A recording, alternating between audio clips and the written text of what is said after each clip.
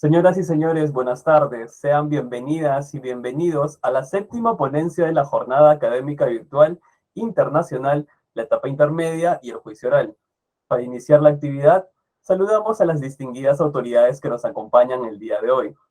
A la presidenta de la Junta de Fiscales Superiores de Lima Norte, la doctora Elsa Victoria Perata Argomedo. A las y los señores fiscales superiores. A las y los señores fiscales provinciales. Al fiscal adjunto provincial del segundo despacho de la Fiscalía Provincial Corporativa, especializada en delitos de corrupción de funcionarios de Lima Norte, el doctor Augusto López Loaiza, quien se encuentra representando al doctor Marco Antonio Carrasco Campos, a nuestro ponente invitado y a todas y todos los dignos asistentes. Seguidamente, tendremos las palabras de bienvenida a nuestro ponente invitado a cargo del fiscal adjunto provincial del segundo despacho de la Fiscalía Provincial Corporativa especializada en delitos de corrupción de funcionarios de Lima Norte, el doctor Augusto López Loaiza.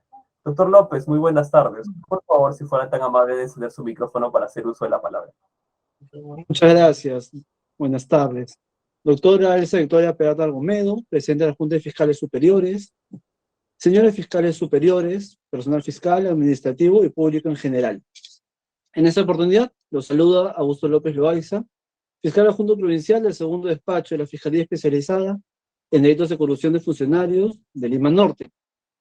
Es un honor dirigirme a ustedes en representación del doctor Marco Antonio Carrasco Campos, presidente de la Junta de Fiscales Provinciales y coordinador académico de Lima Norte, agradeciendo su participación en este ciclo de conferencias, en los cuales legitimaremos nuestro conocimiento y profundizaremos en los mismos. En esta oportunidad tenemos el gusto de contar con la participación de un abogado de nuestra casa, perteneciente a la Fiscalía Especializada en Delitos de Corrupción de Funcionarios de Lima, quien nos brindará una ponencia respecto de un tema sumamente importante y práctico en nuestra labor diaria, contando con su vasta experiencia en el manejo del interrogatorio, contrainterrogatorio y el manejo de las objeciones. Es así que le damos paso al doctor Sergio Emerson Chávez Panduro. Bienvenido, doctor. Muchísimas gracias, muy buenas tardes, doctores. Si me permite, por favor, para terminar la presentación de vuestra persona, para iniciar con la ponencia. Ok. Antes de iniciar con la ponencia, brindaré algunas recomendaciones para garantizar el normal desarrollo del evento. Solicitamos que mantengan sus micrófonos apagados durante la presentación de nuestro ponente. En caso deseen realizar alguna consulta, pueden escribir en el chat de la sala o hacer uso de la opción levantar la mano para brindarles el uso de la palabra. Sin embargo, las mismas serán atendidas durante la ronda de preguntas, la cual se dará al finalizar la exposición de nuestro ponente. Finalmente, les recordamos que la asistencia se tomará automáticamente, por lo cual no es necesario que la registren en el chat de la sala. Muchas gracias.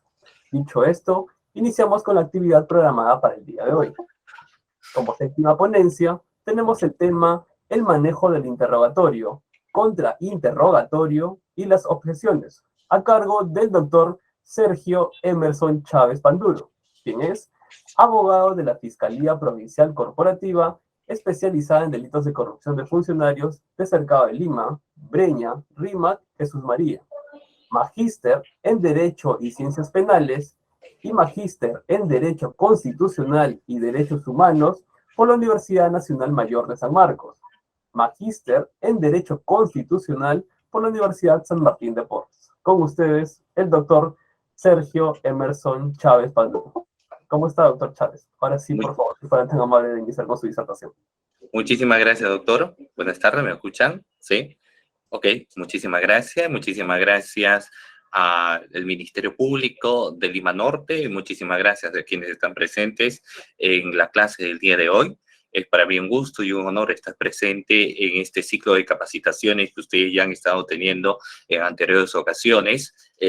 Muchísimas gracias por la gentileza de la invitación a mi persona para abordar un tema ya no tan común en el sentido del manejo de del interrogatorio y el contrainterrogatorio y la utilización de las objeciones, ¿no? ¿Por qué decimos que ya no tan común? Por lo menos teóricamente, en el sentido de que ya nuestro Código Procesal Penal, denominado por muchos Nuevo Código Procesal Penal, ya tiene más de 15 años de implementación. Entonces, más de 15 años de implementación, nosotros no podemos hablar de nuevo, naturalmente. Sin embargo, también es importante señalar que la implementación se ha dado progresivamente. Lima Centro tiene aproximadamente 2 años o año y medio donde se ha implementado este nuevo Código Procesal Penal. Entonces, aquí sí hablamos de cuestiones novísimas.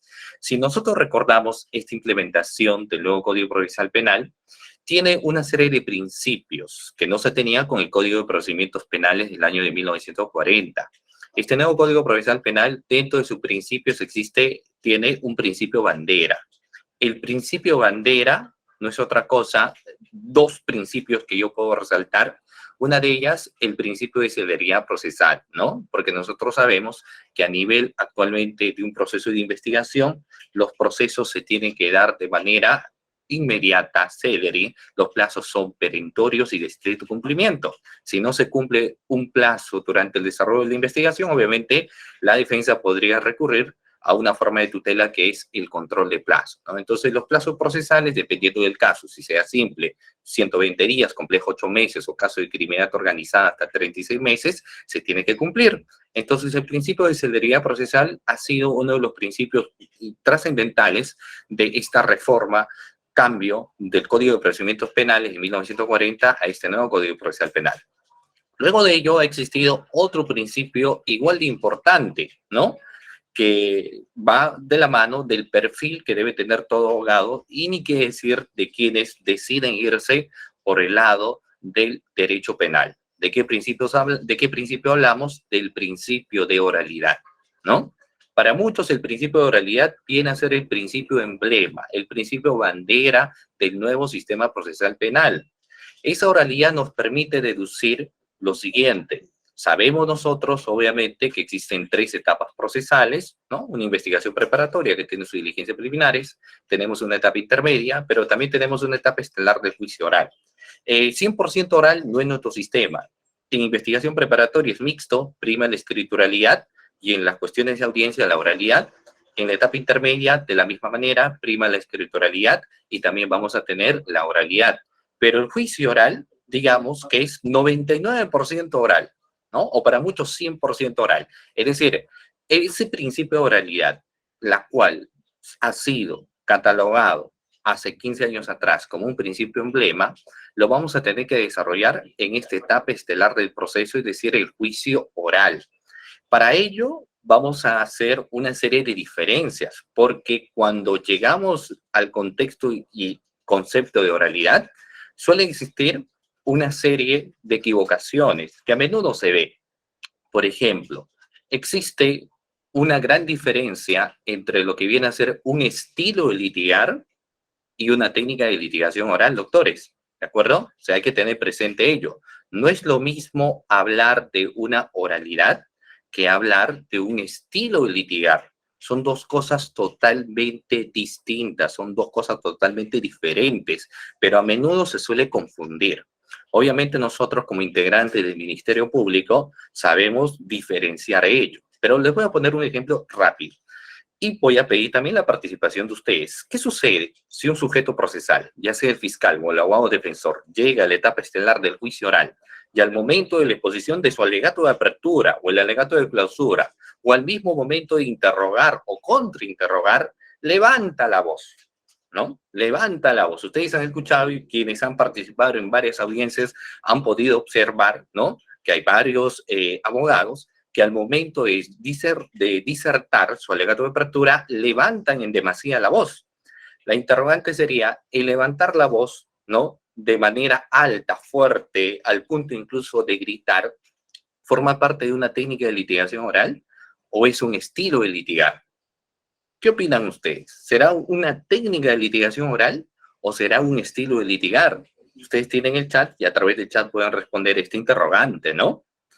Entonces, naturalmente, si alguien levanta en demasía la voz, eso no viene a ser, pues, una técnica de litigación oral. Eso es un estilo de litigar. Hay quienes al momento de su disertación del alegato de apertura, alegato de clausura, pueden levantar la voz, ¿cierto? Pero ese es su estilo. Hay quienes no lo hacen en término medio, o algunos incluso llegando a hacer el término de disertación un poco baja, ¿no? Que incluso el juez le señala que tienen que levantar la voz, pero bueno, eso forma parte del estilo que tiene cada persona, cada fiscal, cada abogado defensor al momento de realizar su exposición. Entonces, el estilo es diferenciador. De los cerca de 224 participantes que se encuentran aquí en este evento organizado por el Ministerio Público Lima Norte, pues cada uno de ustedes tiene su propio estilo. Y es muy posible que ustedes tengan un propio estilo innato o hayan visto o observado algún abogado o algún fiscal de las cuales le ha sorprendido su estilo de litigar, ¿cierto? Entonces, el estilo de litigar es innato, lo puedes asemejar, puedes copiar, pero eso son cuestiones de estilo. Sin embargo, las cuestiones de técnica es el conocimiento de la estructura que uno tiene que tener al momento, por ejemplo, de la elaboración de un alegato de apertura, de un alegato de clausura, de un interrogatorio, de un contrainterrogatorio. Entonces, las cuestiones relacionadas a las técnicas de litigación oral van de la mano con el conocimiento de una estructura. Y esto no solamente se evidencia al momento de la elaboración de un alegato de apertura, sino incluso también al momento del ofrecimiento de nuevos medios de prueba o cuando se tenga pruebas que requieren una especial motivación, ¿no? Aquellas donde aquí sí, a nivel de juicio oral, hay que tener que sustentar cuestiones de pertinencia, conducencia y utilidad de esas pruebas que no han sido admitidas en la etapa correspondiente, en este caso la etapa intermedia, ¿no? Entonces hay que saber la técnica en estos casos también. Y al momento del interrogatorio y contrainterrogatorio tiene que haber un conocimiento de preparación.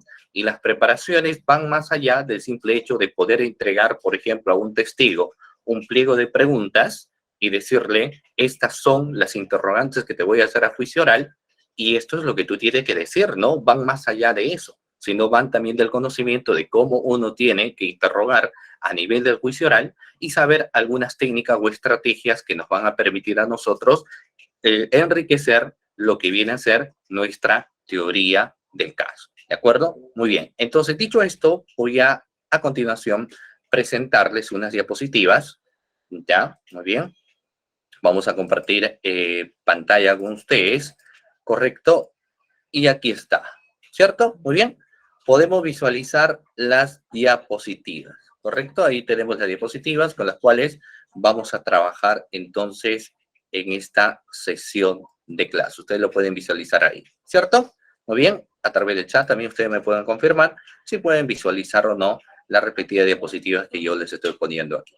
Entonces, bueno, empecemos. Sabemos que el juicio oral inicia con lo que es la emisión del auto de citación a juicio. Se señala fecha y hora para la realización de la etapa del juicio oral. El juicio oral, nosotros sabemos también que se realiza en base a 4 principios importantes que no son los únicos, pero sí los más trascendentales, y ahí hablamos del principio de oralidad, que es donde precisamente vamos a tener que evidenciar la destreza y habilidad y el conocimiento de técnicas por cada uno de los sujetos procesales, llámese el abogado defensor o llámese en este caso el fiscal. Luego tenemos la publicidad, que es conocido por muchos como un principio de garantía, porque a través de la publicidad los administrados, es decir, la población, podrán evidenciar, observar cuál está viniendo a ser el desempeño que tiene el fiscal o el desempeño que tiene el abogado defensor. Tenemos la contradicción, que es conocido como un principio de debate, ¿cierto? A nivel del juicio oral puede haber igualdad de ideas. Es muy posible si es que nosotros nos vamos a un mecanismo de simplificación procesal como viene a ser la conclusión anticipada de juicio. Pero si no se da ello, entonces naturalmente en el juicio oral van a llegar los sujetos procesales, cada uno de estos con sus teorías del caso. Vamos a tener la teoría del caso del fiscal y vamos a tener la teoría del caso del abogado defensor. Quienes sostienen que no estamos en un sistema de teoría del caso, entonces van a señalar que los sujetos procesales llegarán a esta instancia, pero cada uno de ellos con sus criterios, ¿no? Como dijo San Martín Castro, cada uno llegará con sus criterios adversariales. Entonces, la contradicción nos permite generar debate. El Ministerio Público lleva a sus testigos, la defensa lleva a sus testigos, Fiscalía del Ministerio Público lleva a su perito, la defensa lleva a su perito, nosotros interrogamos, contrainterrogamos a los testigos que la otra parte pueda presentar a nivel de juicio oral, ¿cierto? Y luego tenemos otro principio más, que es obviamente el principio de inmediación. El principio de inmediación va a denotar de que hay que ver no solamente las cuestiones técnicas a nivel del juicio oral, del conocimiento de los hechos, sino ir más allá. Por ende, incluso se señala que solo para poder aplicar de manera correcta lo que es el principio de mediación, algo de psicología debe tener el juez, ¿no? Para poder interpretar, por ejemplo, si un testigo a nivel del juicio oral puede que con sus palabras dé una versión, sin embargo, con su lenguaje no verbal es muy posible que esté dando una información distinta, ¿no? Pero bueno, estos vienen a ser entonces 4 principios importantes trascendentes que rigen la etapa estelar del juicio oral. El más emblemático, llamémoslo así, ¿no? Quizás hasta cierto punto el más importante es la oralidad, de ahí la importancia de conocer las técnicas de litigación oral, ¿no? ¿Y por qué nacen las técnicas de litigación oral? ¿Por qué es importante conocer una técnica? Porque a pesar de que uno puede saber hablar, ¿no? Puede conocer su caso, es indispensable el conocimiento de la estructura, de la elaboración de los alegatos de apertura, de los alegatos de clausura, al momento de realizar una correcta interrogatorio, un correcto contrainterrogatorio, es importante el conocimiento de una estructura. ¿Y por qué utilizamos la técnica? Porque esto nos va a permitir en juicio oral poder tener seguridad sobre nuestra teoría del caso y sobre todo generar certeza al juez. Si uno tiene un mal manejo de lo que son las técnicas de litigación oral, es muy posible que a nivel del juicio oral no logremos convencer al juez. De ahí radica la gran trascendencia del conocimiento de las técnicas. ¿Dónde se aplican las técnicas de litigación oral? Prácticamente todo el desarrollo del juicio oral, ¿no? Al momento de la exposición del alegato de apertura, alegato de clausura, al momento del examen directo, de contraexamen, que es lo que vamos a ver el día de hoy, al momento de objetar y también al momento de presentación de nuevos medios de prueba, ¿no? Bueno, sigamos. Sabemos que la teoría del caso, solamente un marco de concepto inicial, Moreno-Holman, respecto a la teoría del caso, señala que es el planteamiento que la acusación o la defensa hace sobre los hechos penalmente relevantes. Naturalmente, cada uno tiene su propia teoría del caso. No obstante, existen posiciones que señalan que el único que tiene teoría del caso es el Ministerio Público, en el sentido de que nuestro mismo sistema procesal penal señala que el Ministerio Público es quien tiene carga de probanza. Quien imputa un hecho tiene que probarlo. La defensa no se encuentra en la obligación de tener que probar el hecho, porque se entiende de que una persona se presume inocente, pero en contrario. Tu inocencia no se demuestra, ¿no? Sino que la inocencia se presume a nivel del juicio oral. También existen, obviamente, una serie de características de la teoría del caso. Puede ser única, puede ser simple, puede ser creíble o puede ser autosuficiente, ¿cierto? Muy bien. Entonces, luego de ello, corremos un poco más. La parte inicial es el alegato de apertura, que entiendo ustedes ya lo han estado viendo en las sesiones pasadas, ¿no? El alegato de apertura, nosotros sabemos que es el momento de la presentación de lo que viene a ser nuestra teoría del caso. Existen una serie de reglas que nosotros debemos presentar ante el juez. Existe también una serie de recomendaciones. Yo solamente les puedo dar, en este caso son un promedio de 6, pero yo solo por tema de tiempo voy a mencionar 2. Lo primero, que nosotros sabemos que el alegato de apertura no es argumentativo. El alegato de apertura jamás viene a ser una esencia de argumentación, sino de presentación, ¿cierto? Porque no se encuentra nada aprobado, sino que uno hace una presentación al juez de todo aquello que se va a desarrollar y se va a ver en la etapa del juicio oral. Entonces no podemos argumentar, porque si lo hacemos, incluso es causal de que puedan objetar mi alegato de apertura. De ahí, cuando existía una pregunta si es que el alegato de apertura puede ser materia de objeción, la respuesta es, por supuesto que sí, ¿cierto? Muy bien. Ahora, una de las cuestiones problemáticas en la práctica también viene a ser, ¿y cuánto tiempo yo tengo para poder exponer un alegato de apertura? ¿No? Quienes son fiscales, acá en la dependencia del Ministerio Público de Lima Norte, ustedes, obviamente, dependiendo del tipo penal que tú llevas a juicio, ¿no? Si es un delito de robo, hurto, si es un delito de corrupción, crimen organizado, lavado de activo, difiere mucho esto respecto al tiempo que uno requiere para realizar una exposición del alegato de apertura. Entonces, ahí vamos a ver como una recomendación también. Naturalmente, si es que yo tengo un solo imputado y es un delito quizás de robo o hurto, no necesite mucho tiempo para mi exposición. Diferente es el caso si es que yo tengo que llevar a juicio oral un caso de lavado de activo, crimen organizado, trata de personas, o incluso corrupción de funcionarios en las contrataciones con el Estado, donde yo advierto la existencia de pluralidad de agentes, o sea, pluralidad de imputados. A mayor cantidad de imputados, necesito yo organizar mejor mi alegato de apertura, entonces por ende tendré que hacer la ayuda de materiales audiovisuales, no para leerlo íntegramente, sino para que sea una especie, o sea, mejor dicho, una ayuda al momento de realizar la disertación, ¿no? Bueno, acá tenemos una pequeña estructura del alegato de apertura, ¿no? Que empieza con introducción, presentación de los hechos, fundamentos jurídicos y presentación de las pruebas correspondientes también, estimados participantes, ¿no? Muy bien, entonces nosotros podemos evidenciar que obviamente la cuestión temática es inmensa, ¿no? Es inmensa, es grande, ¿de acuerdo? Muy bien. Hay algunos que me han estado preguntando sobre el material, ¿de acuerdo? Yo les voy a dejar acá, doctores, si me lo permiten acá. Ok, miren, acá en la cajetilla de comentarios yo les dejo lo que viene a ser el número de WhatsApp. Ahí lo pueden observar, que es el 997-5880-13. Si ustedes quieren el material de la ponencia del día de hoy, sencillamente ahí me señalan, profesor, quiero los materiales de la exposición del alegato de apertura y yo gustosamente estaré remitiendo el material correspondiente, ¿de acuerdo? Ahí les estoy dejando en lo que viene a ser la cajetilla de comentarios. Muy bien, entonces continuamos. Bueno, dicho esto, pasamos la solicitud de prueba, pasamos y aquí ingresa un marco bastante interesante. Por ejemplo, la actuación probatoria. La actuación probatoria va a empezar con el examen del acusado, actuación de medios de pruebas y oralización de los medios de prueba, ¿no? Luego pasaremos, si es necesario, a la declaración del acusado en base a la regla del artículo 376. Sabemos que el acusado puede decidir declarar o puede decidir hacer uso de su derecho a guardar silencio en la etapa estelar del juicio oral. Y ahí ingresamos y aterrizamos con nuestra temática del día de hoy. Obviamente, si el acusado a nivel del juicio oral dice yo no voy a declarar, lo que vamos a hacer es en ese momento hacer lectura de sus declaraciones previas, ¿cierto? Se hará lectura de sus declaraciones previas que se han disertado en la etapa correspondiente de las diligencias preliminares, siempre y cuando nosotros lo queramos o siempre y cuando también ha tomado su declaración en este estadio. Si no, bueno, en el juicio oral decide no declarar y no hay ningún problema, ¿cierto?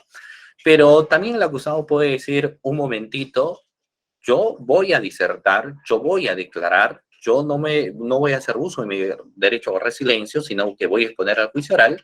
Entonces, ahí ingresa algo bastante interesante. Si el acusado, a nivel del juicio oral, acepta declarar, entonces existirá una serie de reglas para poder escuchar la versión del acusado, ¿no? Por ejemplo, si el acusado dice, yo voy a declarar en juicio oral, entonces tiene el acusado toda la potestad en este estadio del proceso para poder aportar libre y oralmente todos los relatos que considera necesarios, las aclaraciones y explicaciones sobre el caso.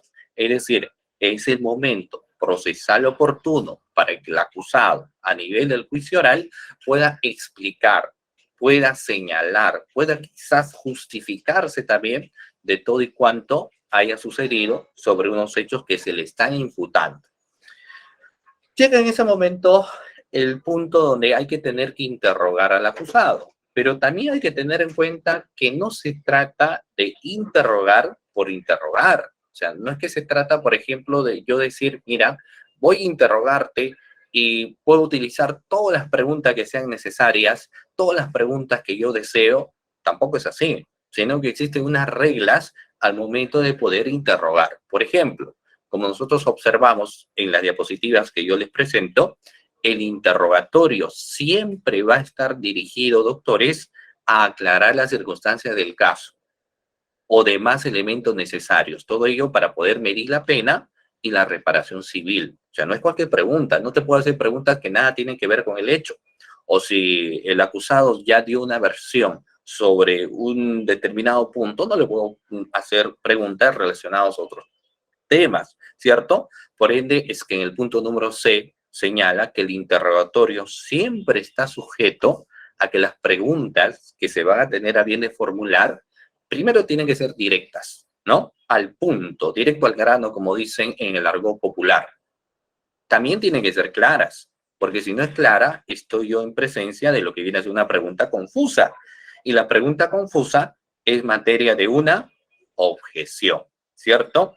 Ahora, si yo voy a hacer estas preguntas, también tienen que ser útiles, porque si yo realizo una serie de preguntas, pero que no van a reforzar mi teoría del caso, entonces naturalmente pierdo en hacer, no importa, 30, 50 preguntas, si no refuerzan mi teoría del caso, resultan siendo innecesarias.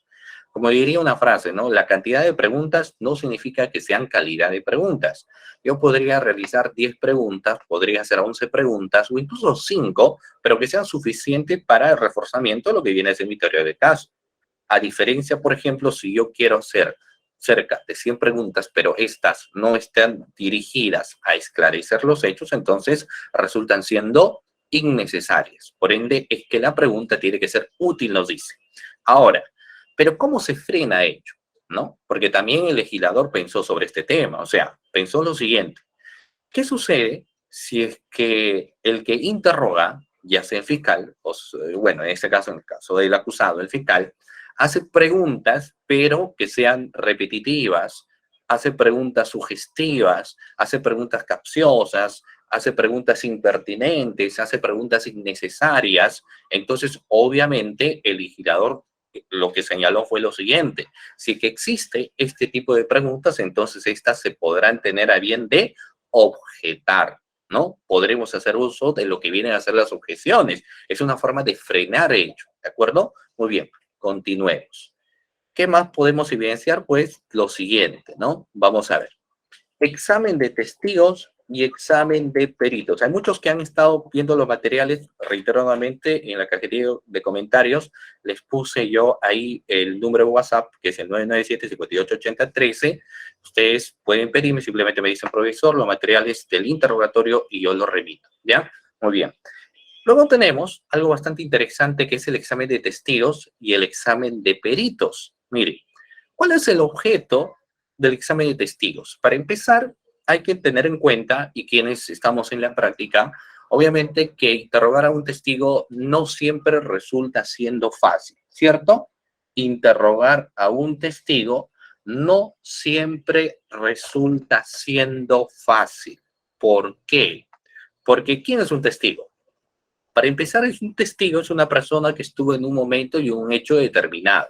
Cualquiera de nosotros puede ser testigo, no estamos, llamémoslo así, libre de esa circunstancia. Por ejemplo, termina la clase, nosotros podríamos ir a nuestra casa, podríamos ir a un centro comercial, en fin, a cualquier lugar, y podríamos presenciar un hecho. Y eso nos podría ser testigos referenciales de algún acontecimiento que se habría suscitado. ¿Y esto qué genera? De que el Ministerio Público, en la etapa primera fase, ¿no?, investigación preparatoria, o subetapa, diligencias preliminares, pueda programar fecha y hora para tu declaración. Tú te encuentras trabajando en la fiscalía y tú dirás: pero yo, al acudir al Ministerio Público, bueno, llamémoslo así, pierdo mi tiempo porque tengo que hacer muchas labores, pero tengo que ya declarar. Entonces, para muchos esto genera un cierto fastidio, ¿de acuerdo? Un cierto fastidio. Y si eso incluso pasa con quienes son abogados o estudiantes de derecho, imagínense ustedes con personas de otra profesión, ¿no? Que sean contadores, administradores, profesores, que tengan algún oficio, algún negocio, etcétera. Son personas que, cuando escuchan citación del Ministerio Público, acuden con ciertos temores, ¿no? Acuden con ciertos miedos. Entonces, hay que saber cómo manejar a esos testigos que vienen de esta forma, que no quieren cooperar con el Ministerio Público. Se ha dado mucho caso del testigo, acude, se le toma su declaración, y una de las palabras que ellos dicen es: espero que ya no me vuelvan a convocar, ¿no? O sea, textualmente, como les señalo, espero que ya no me vuelvan a convocar para toma de declaración. Entonces, eso, prometerle, entre comillas, que eso no va a ser posible, o que eso va a ser, que no se le va a volver a citar, es un imposible, porque no sabemos si más adelante podemos hacer ampliación de su declaración, o tampoco sabemos si este caso va a llegar al juicio oral, ¿no? Con emisión, obviamente, de requerimiento acusatorio, que pase la etapa intermedia y llegamos al juicio oral, donde vamos a tener que tener su presencia nuevamente como testigo.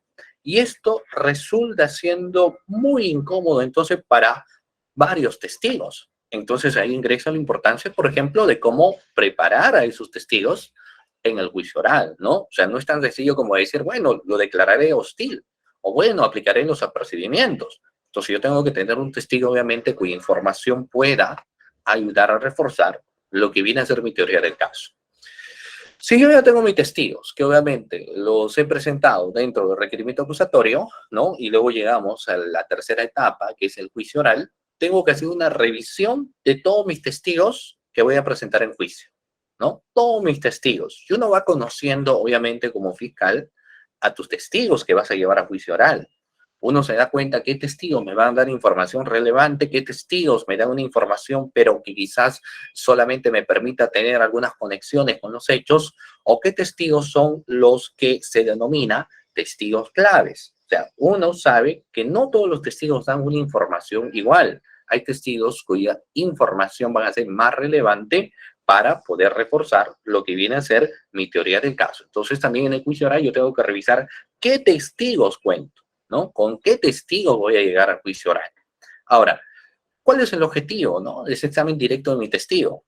Extraer del testigo o de mi testigo información para poder construir un trozo de la historia, ¿no? Entonces, el testigo me tiene que proporcionar información que refuerce lo que viene a ser mi teoría del caso.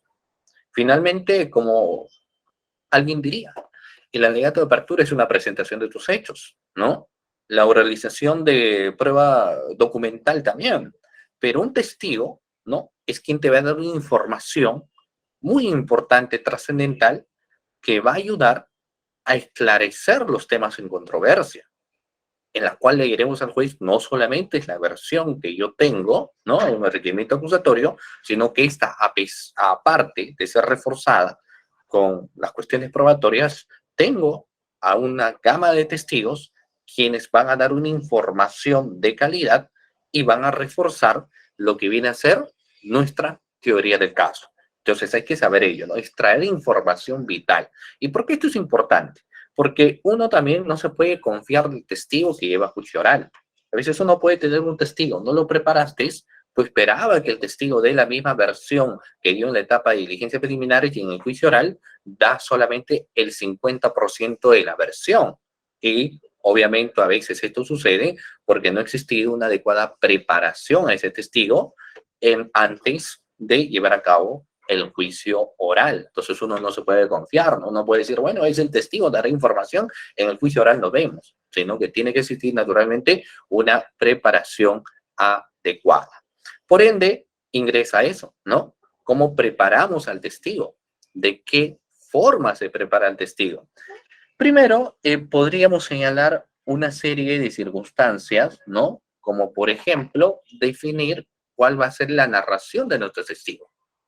Yo puedo definir dos cosas. Si la narración de mi testigo es una narración temática, es decir, un testigo que estuvo presente en un mismo hecho, en un mismo lugar, en ese instante, o es un testigo que estuvo en diferentes momentos de la realización del hecho. Entonces, si son en diferentes momentos, la narración del testigo, la versión sobre la cual yo quiero su información, tendrá que ser de índole cronológica. Por ende, tengo dos alternativas, ¿no? Si la narración del testigo es de carácter cronológico o si es que la narración de testigo es de carácter temático, ¿no? O sea, puedo yo estar ante un testigo que estuvo presente en diferentes fases, por ejemplo, en los delitos de lavado de activo, o estuvo presente en diferentes hechos en la cual se perpetró un delito, por ejemplo, de feminicidio o un delito de sicariato.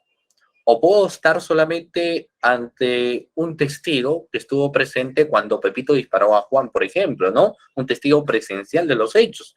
Él será, obviamente, una narración temática, pero la narración cronológica me permite a mí tener una serie de fases para poder determinar cuál va a ser la versión que este testigo da en cada una de estas, que van a permitir reforzar lo que viene a ser mi teoría del caso. Ahora, ¿por qué revisamos ello? Porque la información del testigo va a ser vital para lo que yo quiero presentarle al juez sobre mis hechos, ¿no? Entonces hay que revisar el orden de los exámenes directos. También hay que revisar la estructura interna de cada uno de los testimonios. No solamente de nuestro testigo, con mayor razón, revisar las declaraciones de los testigos de la otra parte. ¿Por qué esto es importante? Porque nosotros sabemos, porque a veces esto genera una serie de cuestiones, ¿no? De interrogantes. Uno, por ejemplo, dice, pero ¿dónde radica la necesidad de tener que revisar las declaraciones del testigo que se han dado en la primera fase, que viene a ser la investigación preparatoria o diligencias preliminares, si es que en juicio oral la versión que va a dar es una versión que finalmente va a ser valedera? O sea, la información que da en juicio es una información verídica, es una información, llamémoslo así, de calidad para el juez. No obstante de ello, nosotros sabemos que será importante revisar sus declaraciones anteriores, porque yo puedo utilizar dos técnicas, ¿cierto? Por ejemplo, ¿qué pasa si el testigo, al momento de preguntarle, me dice, no recuerdo? ¿Qué sucede, estimados participantes, si el testigo, al momento de realizar una pregunta, ¿no? Al momento de interrogarle sobre algo, su respuesta es no recuerdo? O sea, usted participó en el proceso de licitación número tal, concerniente en la adquisición de productos tal, ¿no? Entonces el testigo dice, bueno, yo he participado en muchos procesos de licitación a lo largo de mis 15 años trabajando en determinada institución, que la verdad yo no recuerdo, ¿no? Entonces la palabra no recuerdo, si yo no sé qué ha sido la información que este testigo me dio en la etapa de investigación preparatoria, posiblemente yo diga, ah, bueno, el testigo no recuerda, entonces siguiente pregunta, ¿cierto? Pero si yo evidencio y sé cuya declaración que dio en la etapa de investigación preparatoria me señaló en qué proceso de contratación o licitación participó y ahora me dice no recuerdo, entonces aplicaré la técnica de refrescamiento de memoria, ¿no? O sea, tú no te recuerdas, hago uso de la técnica de refrescamiento de memoria.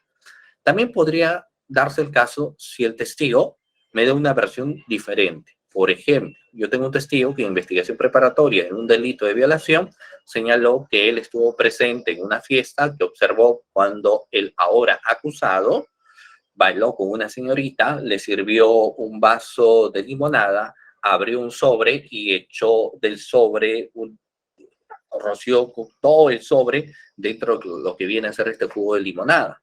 Aparte de eso, el testigo me señala que observó cuando llevó a la señorita, por ejemplo, a una habitación. Esa es la información que dio el testigo en prima fase de la investigación preparatoria. Pero ahora en juicio oral dice todo lo contrario.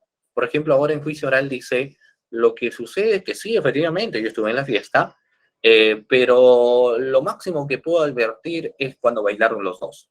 De ahí yo ya no he observado absolutamente nada. Pero usted dijo en la primera etapa que observó cuando este acusado o el acusado roció sobre el vaso alguna sustancia un poco rara. No, no dije eso, yo no vi eso. ¿No? Pero usted también señaló que acá luego, en un transcurrir del tiempo, al ahora acusado llevó a la señorita al segundo piso, ¿no? Y ingresaron ahí a una habitación. No. Entonces, te va dando versiones distintas a lo que te dio, por ejemplo, en una primera etapa de investigación preparatoria. Si eso se advierte, entonces estamos ante una contradicción. Entonces, si yo sé su declaración que ha vertido en la primera fase de investigación preparatoria, entonces yo evidencio la contradicción, ¿cierto? Entonces, de ahí la importancia de tener en cuenta la revisión de los testigos, ¿no? De sus informaciones, de sus declaraciones que me han dado en esta primera fase del proceso de investigación, para refrescar memoria o para evidenciar la contradicción, ¿de acuerdo? E incluso puedo utilizar las dos. Primero refresco memoria, ¿no? Y quizá me da otra versión, entonces también puede evidenciar contradicción, ¿ya? Muy bien. Algo bastante importante es que al testigo hay que darle de una u otra manera confianza, ¿no? El testigo hay que prepararlo, pero antes del juicio, no durante el juicio, ni después que se ha pasado el juicio. Por ejemplo, miren, el testigo tiene que darme una información que como característica tiene que ser una información espontánea, doctores. Por ejemplo, yo les pregunto, ¿qué pasaría si el testigo, yo le digo, estas son las interrogantes que yo te voy a formular y estas son las respuestas que tú me tienes que señalar, ¿no?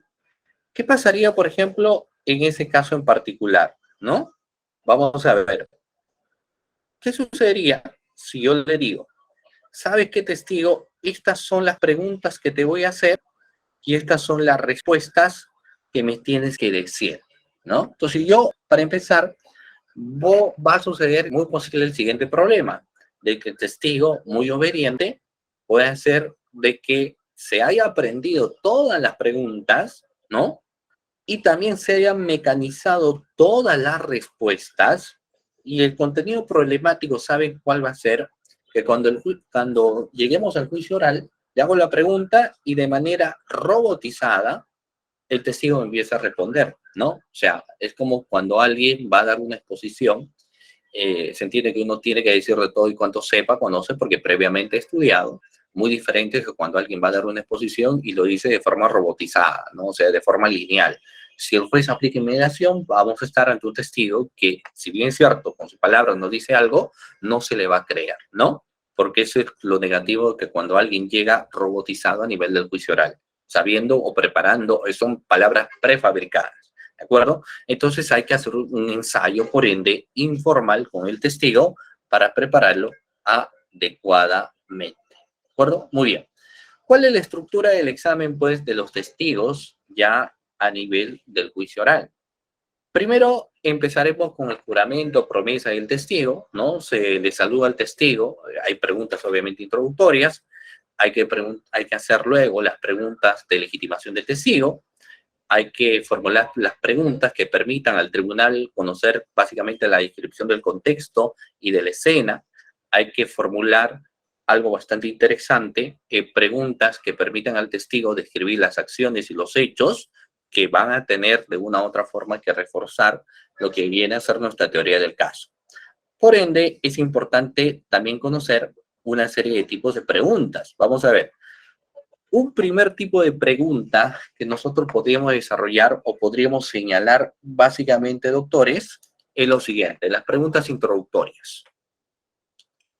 ¿Dónde radica la importancia de tener que formular lo que viene a ser preguntas introductorias? Para empezar, permiten al testigo ambientarse y relajarse, ¿no? Es una pregunta introductoria. Por ejemplo, pregunta sencilla que en el juicio oral uno puede desarrollar. Señora Gómez o señor Juan, ¿a qué se dedica usted, no? ¿O a qué se dedica, no? ¿O en dónde trabaja? ¿Qué actividades realiza? Son preguntas introductorias, preguntas que van a permitir a mi testigo ir ambientándose en este estadio del juicio oral. Luego ingresamos a las preguntas de legitimación. O sea, yo puedo evidenciar ante esta pregunta que estoy para legitimar a un testigo, señalar que él no tiene ningún tipo de interés en el proceso. Esas son las primeras preguntas, decirle, mira, ¿sabes qué? Mi testigo no tiene ningún tipo de interés en el proceso, no conoce al acusado, no conoce al agraviado, no tiene ningún interés en el proceso, simplemente que estuvo presente en el momento donde se suscitaron los hechos y como buen ciudadano pues va a dar una información, va a ayudar a la justicia para que se esclaren, ¿no?, estos hechos en controversia. Entonces, esas son las preguntas que van a ayudar a legitimar a mi testigo. También al perito lo puedo legitimar. Por ejemplo, si yo digo, llevo un perito a nivel del juicio oral, una primera pregunta que le puedo hacer es, ¿dónde trabaja usted? Entonces el perito me puede decir, bueno, yo trabajo en el Instituto de Criminología de la Policía de Investigaciones. Ah, perfecto. La siguiente pregunta que yo le puedo hacer es, ¿y cuál es su profesión? El perito me dice, psicólogo especialista en delitos sexuales. Siguiente pregunta para acreditarlos, ¿no? ¿Cuántas pericias se ha realizado usted en su vida?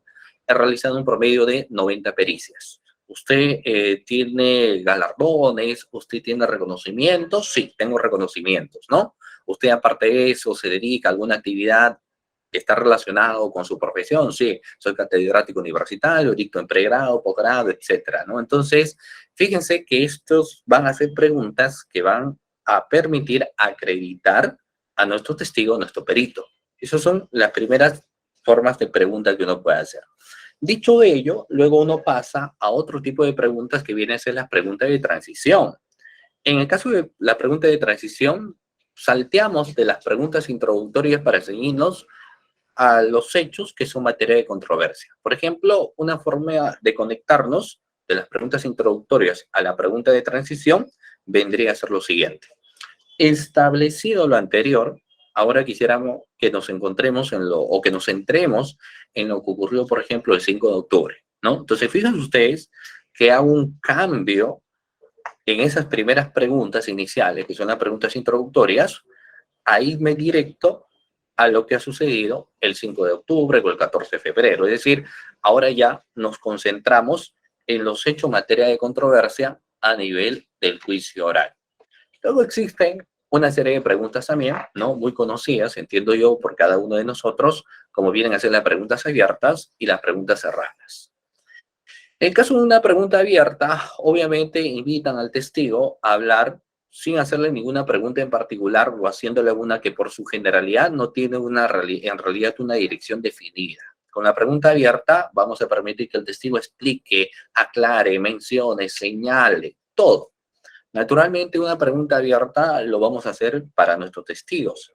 Hacerle una pregunta abierta al testigo de la otra parte sería como hacernos una especie de harakiri, ¿no? Porque si yo le hago una pregunta abierta al testigo de la otra parte, lejos de que me diga quizás la verdad, termine justificando al acusado. Entonces no le puedo hacer pregunta abierta. Ahora, el hecho que no lo pueda hacer no significa que está prohibido hacer preguntas abiertas al otro testigo. O sea, como decía la autora Naike Coronado, ya mencionaba que al no estar prohibido se entiende que está permitido. Ya será la estrategia que quizás la otra parte tenga de realizarle preguntas abiertas al testigo de la contraparte, ¿no? Muy bien. Por ejemplo, un tipo de pregunta es, ¿qué ocurrió el día de los hechos? Un típico ejemplo de lo que viene a ser una pregunta abierta. Luego podemos tener una pregunta cerrada. En el caso de las preguntas cerradas, esto se focaliza en el examen directo solamente en cuestiones específicas de relato, ¿no? Son típicas preguntas cerradas que puedo hacer obviamente a mi testigo, pero mayormente se hace al testigo o a los testigos de la contraparte. Ahora, las respuestas por lo general son para que este testigo de la contraparte responda sí o no. ¿Estamos de acuerdo? Bien. Entonces, por ejemplo, si una pregunta es, ¿usted estuvo en el lugar donde se suscitaron los hechos? Sí. ¿Usted observó que Pepito disparó a Juan? Sí. ¿Usted observó cuando Ricardo sustrajo un bien un celular? No. Entonces, por ejemplo, preguntas que se focalizan en la respuesta como sí y no, puntual. Pero no solamente las preguntas que solo va a hacer son para que la respuesta se focalice en sí o no, sino también podemos hacer una pregunta cerrada para que nos ciñemos directamente, por ejemplo, a algo en específico. Por ejemplo, si yo le digo a un testigo, le hago como pregunta, dígame usted de qué color era el auto del acusado o de qué color era el auto del agraviado, ¿no? Ya que él había dicho anteriormente que estuvo cerca de una hora observando cómo dentro del auto se habrían suscitado algunos hechos, ¿no? O ahí se habría encontrado alguna droga, qué sé yo. Entonces, es una pregunta cerrada. Tiene que decirme de qué color era, ¿no? Ese tipo de preguntas van a ir dirigidas, como les señalo, por lo general, al testigo de la contraparte. ¿De acuerdo? Muy bien. Luego tenemos otro tipo de preguntas también que podrían ser las preguntas sugestivas. Ahora, un tema de una pregunta sugestiva. Vamos a ver, miren. Yo les voy a preguntar lo siguiente acá. Vamos a ver. Miren. Estaría bien, muy bien. Hay varias preguntas. Me parece excelente. Formulen sus preguntas.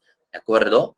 Esto es bastante interesante. De igual forma, los materiales ya les dije que ustedes lo pueden escribir a efectos de que lo puedan tener. Pero miren, si yo hago como pregunta, ¿no es verdad que Juan tenía un cuchillo en la mano? Reitero nuevamente la interrogante. Si yo digo, ¿no es verdad que Juan tenía un cuchillo en la mano? En un interrogatorio directo, ¿está bien o no está bien formulada? ¿Qué creen ustedes? Si yo digo, ¿no es verdad que Juan tenía un cuchillo en la mano? ¿Estará muy bien elaborado la pregunta o no? Obviamente la pregunta no está bien elaborada, ¿cierto? ¿Por qué no se encuentra bien elaborada la pregunta? Porque básicamente ya estoy conllevando lo que viene a ser una respuesta, ¿cierto? Yo estoy afirmando que Juan tenía un cuchillo en la mano. Entonces, si yo hago este tipo de preguntas en el interrogatorio directo, será causal de una objeción. Tendría que haber realizado el interrogatorio de una forma diferente. Por ejemplo, tendría yo que haber dicho, Juan, ¿llevaba algo en la mano? Sí. ¿Puede señalarme qué llevaba? Sí, un objeto. ¿Puede precisarme cuál era el objeto? Era un cuchillo. Entonces, eso vendrá a ser una forma adecuada que yo tendría para poder hacer un interrogatorio. Pero si yo directo me voy y digo, no es verdad que el acusado tenía un cuchillo en la mano, entonces eso será materia de una objeción. No están permitidas en el examen directo, pero naturalmente sí se encuentran permitidas en el contraexamen. ¿De acuerdo? Muy bien. Existen, aparte de ello, también una serie de recomendaciones al momento de desarrollar, por ejemplo, un interrogatorio. Primero, hay que hablar con voz alta y pausada. Sobre todo si el interrogatorio que vamos a hacer es obviamente a nuestro testigo, ¿no? No hay razón del por qué tener que apurar a nuestro testigo. Recordemos lo siguiente, el protagonista, como se suele llamar en el interrogatorio directo, es el testigo. Lo que es importante es la versión que él me pueda dar. En cambio, en el contrainterrogatorio, naturalmente ahí sí las reglas pueden variar. Ahí sí vamos a evidenciar la habilidad o rapidez que tenga el fiscal o el abogado defensor al momento de formular sus preguntas, ¿no? Entonces, el contexto suele tener variación. Pero bueno, como recomendación nos da entonces hablar en voz alta para que nos pueda entender sin llegar obviamente al grado de gritar y pausado, ¿no? Para que pueda ser entendible. Ahora, hay que, o debemos, mejor dicho, permitir que el testigo se tome su tiempo para contestar. No hay una razón para tener que apurar al testigo, ¿no? No es necesario que el testigo responda ante mi pregunta, responde de manera inmediata, sino hay que permitir pues que el testigo tome su tiempo para poder responder la interrogante que yo le voy a hacer. Hay que mantener contacto visual con nuestros testigos de manera amigable. Obviamente, si yo interrogo al otro testigo de la otra parte, la forma de mirarlo, la seguridad que yo pueda poner al momento de observarlo será totalmente diferente, ¿no? En el punto número 4, por ende, nos señala que hay que recordar que el protagonista es el testigo. Lo interesante es la versión o información que el testigo me pueda decir. Hay que buscar lograr que el testigo se sienta cómodo y no enojarse con nuestro testigo a nivel del juicio oral.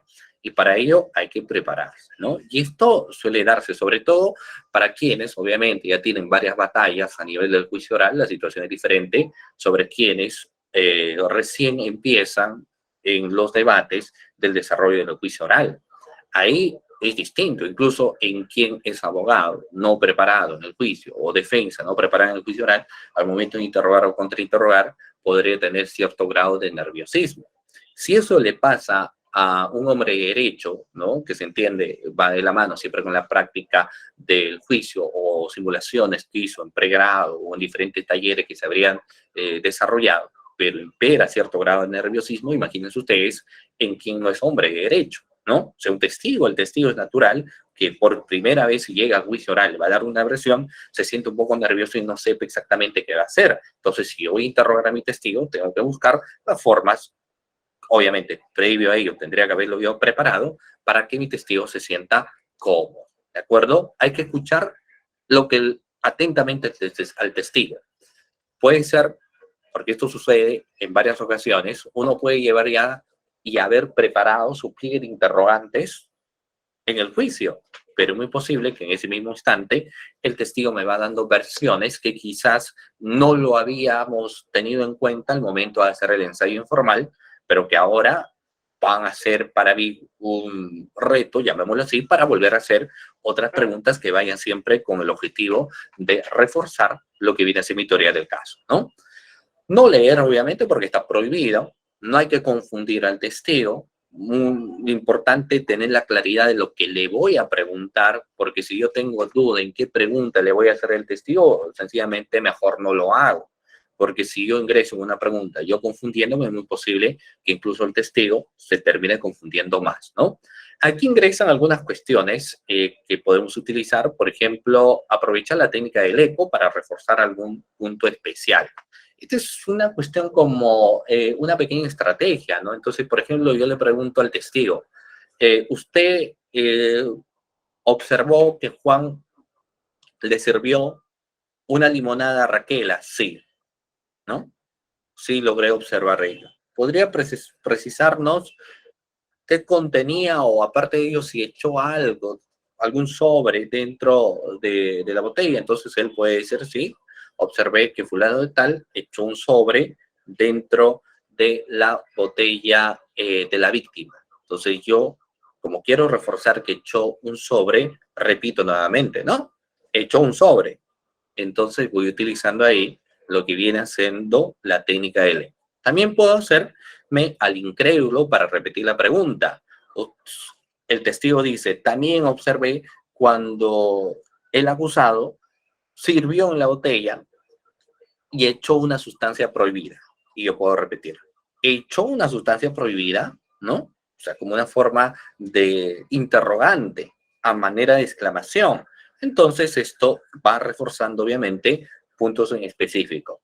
También algo muy vital que uno puede utilizar es la prueba demostrativa, ¿no? Finalmente, con contexto de prueba demostrativa, siempre va a ser más real, más entendible incluso también, yo le puedo decir, pero mira en qué posición se encontraba, a qué distancia estaba, qué es lo que sujetaba, qué es lo que agarraba, de qué tamaño era el objeto, de qué tamaño era el bate de béisbol, ¿no?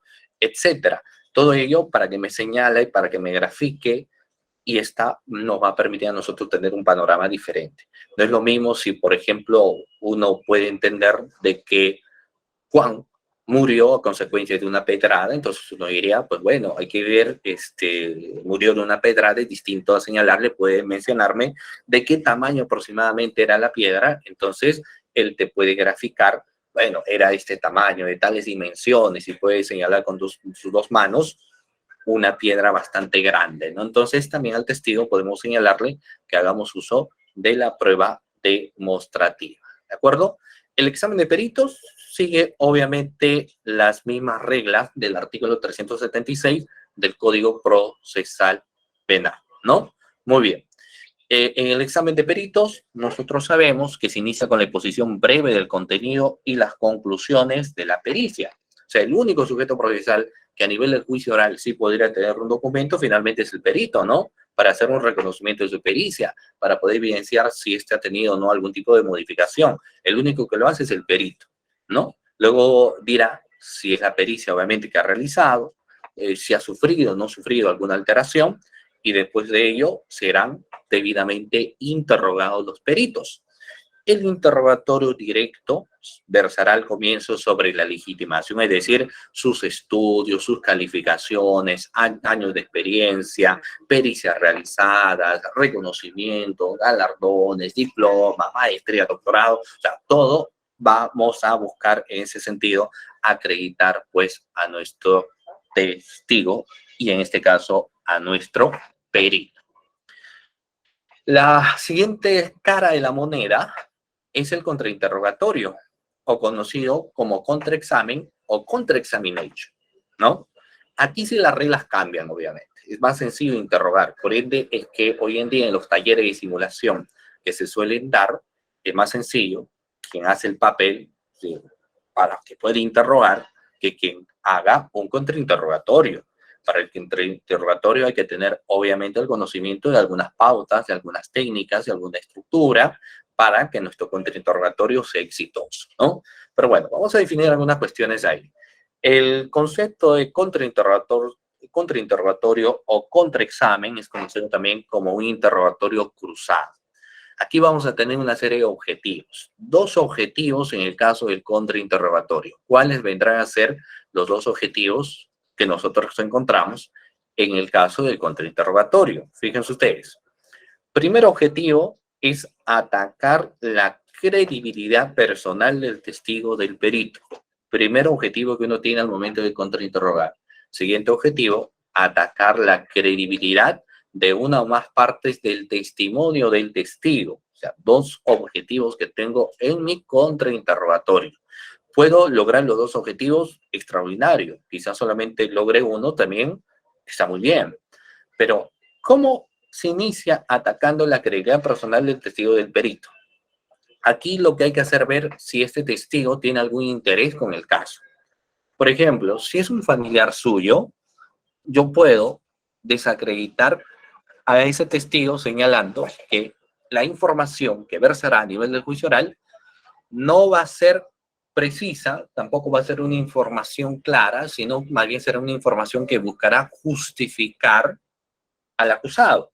Si el que a juicio oral llega, por ejemplo, el sobrino del acusado, yo le puedo hacer preguntas como, ¿usted tiene algún tipo de vínculo con el acusado? Sí. ¿Puede precisarnos qué tipo de vínculo tiene? Es mi tío. ¿A usted no le gustaría que a su tío le pase nada? Pues no. Por ejemplo, que se vaya a la cárcel. No. Entonces, si te dan obviamente ante esas preguntas, pues estamos ante un testigo, ¿no? Le hacemos ver al juez, un testigo que tiene un vínculo de familiaridad, que la versión que nos va a dar es una versión que va a buscar justificar, ¿no? O sea, no será una versión de calidad. Eso por un lado, ¿no? Yo puedo señalar algún tipo de interés. Quizás no sea su familiar, quizás sea algún enamorado, algún novio, entonces también puedo hacer notar ello, ¿de acuerdo? Muy bien. Aparte de eso, también al momento de atacar la credibilidad personal del testigo, yo podría ver, señalar, verificar y estudiar, tener toda la información posible si este testigo tiene algún tipo de antecedentes o este perito tiene algún tipo de antecedentes policiales, judiciales, ¿no? Puedo ver incluso si debe impuestos, si es un mal padre de familia, si no pasa pensión, absolutamente todo, porque el objetivo es atacar la credibilidad personal del testigo en este caso. Yo recuerdo muchos casos donde a veces el testigo perito de la otra parte llega, se preparan al perito y le dicen, mira, tú vas a dar versión sobre tu pericia, ¿no? Sobre tu pericia. Y la primera pregunta que le hacen es si él tiene algún tipo de antecedente. Y es porque ya la fiscalía ya ha tenido información de que este testigo, que es perito, ha sido anteriormente denunciado por un delito de falsa declaración. Entonces, fíjense ustedes que en esa primera fase, al momento de realizar preguntas al testigo del perito, lo que yo busco es desacreditar con ese tipo de preguntas, si tiene algún antecedente penal, judicial, ¿no? Claro que luego llegará el momento que la otra parte levantará a ese testigo que quizás yo inicialmente lo he buscado desacreditar, ¿no? Pero ¿qué sucede si es que yo estoy ante un testigo o ante un perito que es intachable? Es un buen ciudadano, no tiene ningún tipo de antecedente, al contrario, tiene galardones, tiene reconocimientos, entonces estoy ante y no tiene ningún tipo de interés en el proceso, entonces es muy posible que diga, bueno, yo no puedo desacreditar su credibilidad personal como testigo perito, ¿no? Porque veo más bien que cosas negativas veo logro, pero eso no significa de que él esté dando una versión que sea correcta. Posiblemente se esté equivocando, no esté entendiendo bien, se haya confundido. Entonces, el siguiente aspecto que uno tendrá en cuenta después de haber pasado la valla, de atacar y no haber podido atacar la credibilidad personal del testigo del perito, llegaremos a la fase de atacar la credibilidad de una o más partes del testimonio, ¿no? ¿Por qué? Porque la versión que puede dar puede ser inverosímil, puede ser contradictoria, puede ser una versión poco consistente, ¿no? Hay que, por ende, tener en cuenta nuestra historia, nuestra teoría del caso, nuestros hechos. Tiene que estar muy plasmado y bien entendido cuáles son los hechos precedentes, los hechos concomitantes, los hechos posteriores. Tengo que tener todo ese entendimiento necesario para ver cuando yo realizo el contrainterrogatorio, yo pueda buscar desacreditar su versión. O sea, acá estoy, por ejemplo, ante un testigo que me señala que vio él, ¿no? Cuando metieron a la camioneta, color negro era la camioneta, una señorita, porque le están imputando el delito de secuestro. Sin embargo, él vio de noche, en un lugar que no había luz, y encima él no tenía lentes, cuando él tiene una medida, por ejemplo, de 5 puntos, ¿no? Entonces yo voy diciéndole, mira, no es del todo clara, no, la versión que él da no resulta siendo del todo real, es poco consistente, ¿no? O sea, hay que ver esas situaciones. Lo mismo puede suceder si estoy ante un supuesto delito de violación y el testigo dice, yo les vi bailar. Pero bueno, esa es la versión que él da. El hecho de que hayan bailado no significa que luego haya sucedido algo más, ¿no? Entonces, si yo no puedo atacar la credibilidad personal del testigo del perito, lo que pasamos acá es contra eso y su versión, ¿no? Para ende, hay que tener en cuenta nuestra teoría, obviamente, del caso y conocer sobre todo los hechos que ahí se encuentran. ¿De acuerdo? Muy bien. Dicho esto, luego existe una serie, pues, de catálogo de objeciones, ¿no? Ustedes pueden visualizar aquí que existe toda una variedad de objeciones que se pueden evidenciar a nivel del desarrollo del juicio oral. Solo para comentarles que en derecho penal lo llamamos objeción. En el ámbito del derecho civil, el término que utilizan no es objeción, sino que el término que utilizan es oposición. Yo recuerdo que algunos profesores decían, por ende, cuando le decías objeción, ¿no? Llevando las materias, por ejemplo, del interrogatorio en materia civil. Ellos decían, pero acá en materia civil no utilizamos el término objeción, sino que el término que se suele utilizar aquí es la de oposición, ¿no? Totalmente diferente. Pero bueno, es parte de, ¿no? Entonces, dentro de este catálogo de objeciones, cuando la pregunta es sugestiva, en el examen directo se objeta, cuando es repetitiva, cuando es compuesta, cuando la pregunta asume hechos no acreditados, cuando la pregunta es ambigua, cuando es especulativa, cuando es capciosa, ¿no? Entre otras más. Cuando se emite una pregunta de opinión, cuando se hace un comentario, ¿cierto? Ahora, las objeciones pueden ir en cualquiera de las etapas del juicio oral, incluso en el alegato de clausura se puede objetar, el alegato de apertura se puede objetar, ¿cierto? La objeción es un mecanismo que vamos a utilizar cuando nosotros evidenciamos alguna cuestión que no es del todo real, ¿cierto? Claro que está más directamente diseñado al momento de realizar preguntas. Entonces, para ello, la objeción. Vamos a ver por qué se objeta o cuál es el primer concepto prima facie respecto a lo que viene a ser la objeción, ¿cierto? La objeción no es otra cosa que un procedimiento para objetar un comportamiento indebido durante el juicio, ¿cierto? Durante el juicio. Ahora, en el fundamento jurídico, las objeciones son manifestaciones del derecho de contradicción, dirigidas a evitar el ingreso al debate oral de pruebas que sean ilegales, inconducentes, superfluas, repetitivas, entre otros. ¿De acuerdo? Muy bien. Ahora, existen una serie de requisitos para poder objetar, porque tampoco es el hecho de que uno diga objeto, ¿no? Sino hay que ver las reglas o requisitos para realizar las objeciones correspondientes. ¿Cuáles vienen a ser estas? 3. Tiene que ser oportuna, tiene que ser específica y tiene que haber un fundamento correcto. ¿Por qué tiene que ser oportuna? Porque debe hacerse tan pronto surja la situación, tan pronto se lance la pregunta, termina y yo tengo que decir objeción. ¿De acuerdo? Si ya realizamos la pregunta, respondió la parte y yo voy pensando, eso se tenía que objetar, le realizan la otra pregunta y digo objeción, pero objeto la anterior pregunta, no. Y lo mismo podría suceder en el alegato de apertura. Si yo ya pasé el alegato de apertura y me doy cuenta que ahí lo que había señalado es presentación de medio de pruebas que en realidad no estaban dentro del auto de enjuiciamiento, tenías que haber objetado, no lo hiciste, ya no lo podrás hacer ahora, porque el momento procesal oportuno concluyó, ¿cierto? Entonces, la oportunidad es inmediatamente después de la pregunta, ¿cierto? Luego específica. ¿Por qué? Al hacerse la objeción, se debe señalar específicamente qué es lo que se objeta, ¿de acuerdo? ¿Qué es lo que se objeta? En este caso, yo tendría que decir ante las preguntas que hagan qué tipo de objeción es, ¿no?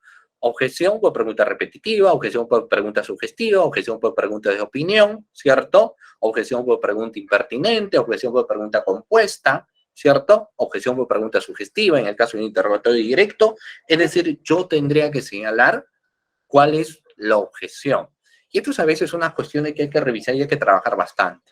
A veces en el juicio oral se advierte cuando dices objeción, ya, pero ¿qué tipo de objeción es? ¿Repetitiva?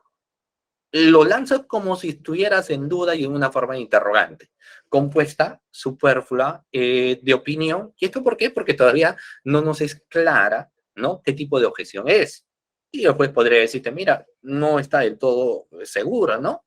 Luego hay que fundamentar por qué. O sea, si me dice pregunta repetitiva, ¿por qué? ¿Cierto? Si me dice pregunta sugestiva, ¿por qué dice que es sugestiva? Si es pregunta confusa, ¿por qué es confusa? Si es pregunta ambigua, ¿por qué es ambigua? Si es pregunta de opinión, ¿por qué es pregunta de opinión? Entonces tendrás que señalarme el porqué de cada una de estas objeciones, ¿no? Ahora, existen obviamente, fíjense ustedes, también tipos de objeciones que vienen a ser las siguientes: la objeción argumentativa, la objeción continua y la objeción estratégica, ¿no? Por ejemplo, vamos a ver, en el caso de la objeción argumentativa, es aquella donde la parte, luego de formular la objeción, la argumenta sin que nadie le haya solicitado. Por lo general, estas cuestiones argumentativas lo puedo hacer en los tipos de preguntas, ¿no? Porque, claro, el orden sería de que yo diga objeción, el señor juez me diga qué tipo de objeción, yo le diga pregunta confusa, explique por qué es confusa, tendría que yo explicar, ¿no? Pero no siempre se cumple, obviamente, esta regla que yo le señalo. Entonces, lo que a veces uno hace es decir objeción, fundamento de la objeción, pregunta repetitiva, porque la persona ya le hizo anteriormente la misma pregunta, ¿cierto? Entonces me voy directo. Luego podría ser una objeción continua. Podría existir una objeción continua. Se utiliza cuando, a pesar de haber sido esta denegada, continúa sucediendo el hecho que se objeta, ¿no? Entonces, ya realicé la pregunta y podría nuevamente objetar, ¿ya? Mira, el micrófono se ha apagado, por favor. Por favor, acá tenemos un audio, por favor, muy bien. Luego tenemos una pregunta estratégica, ¿no? Esta pregunta estratégica para algunos no debe existir, porque es el típico caso cuando tú observas que la otra parte está realizando de manera adecuada todas sus preguntas y la única forma de poder frenar el tipo de preguntas es objetar por objetar. O sea, objeción, ¿qué tipo de objeción? Confusa. No es ni confusa, nada, pero utilizaste para que respire pues la otra parte. Incluso se han dado algunas situaciones que yo he escuchado por ahí, ¿no?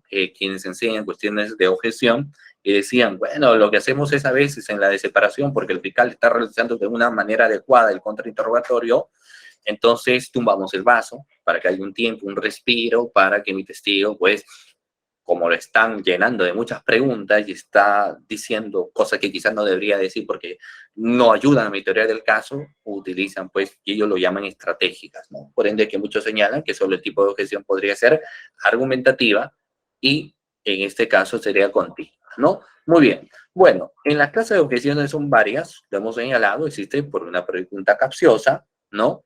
Podría haber una pregunta sugestiva, una pregunta de opinión, una pregunta ambigua, una pregunta especulativa, ¿no? Yo no puedo decir, pero en el hipotético caso, ¿qué hubiese sucedido? ¿O qué hubiese pasado si ustedes no se apropiaban? ¿O qué hubiese pasado? Entonces, no, ¿cierto? Tampoco puedo hacer una pregunta argumentativa, porque toda pregunta argumentativa ya lleva una inferencia, una deducción. Tampoco una pregunta compuesta, ¿cierto? Obviamente, mucho menos una pregunta repetitiva, una pregunta tendenciosa.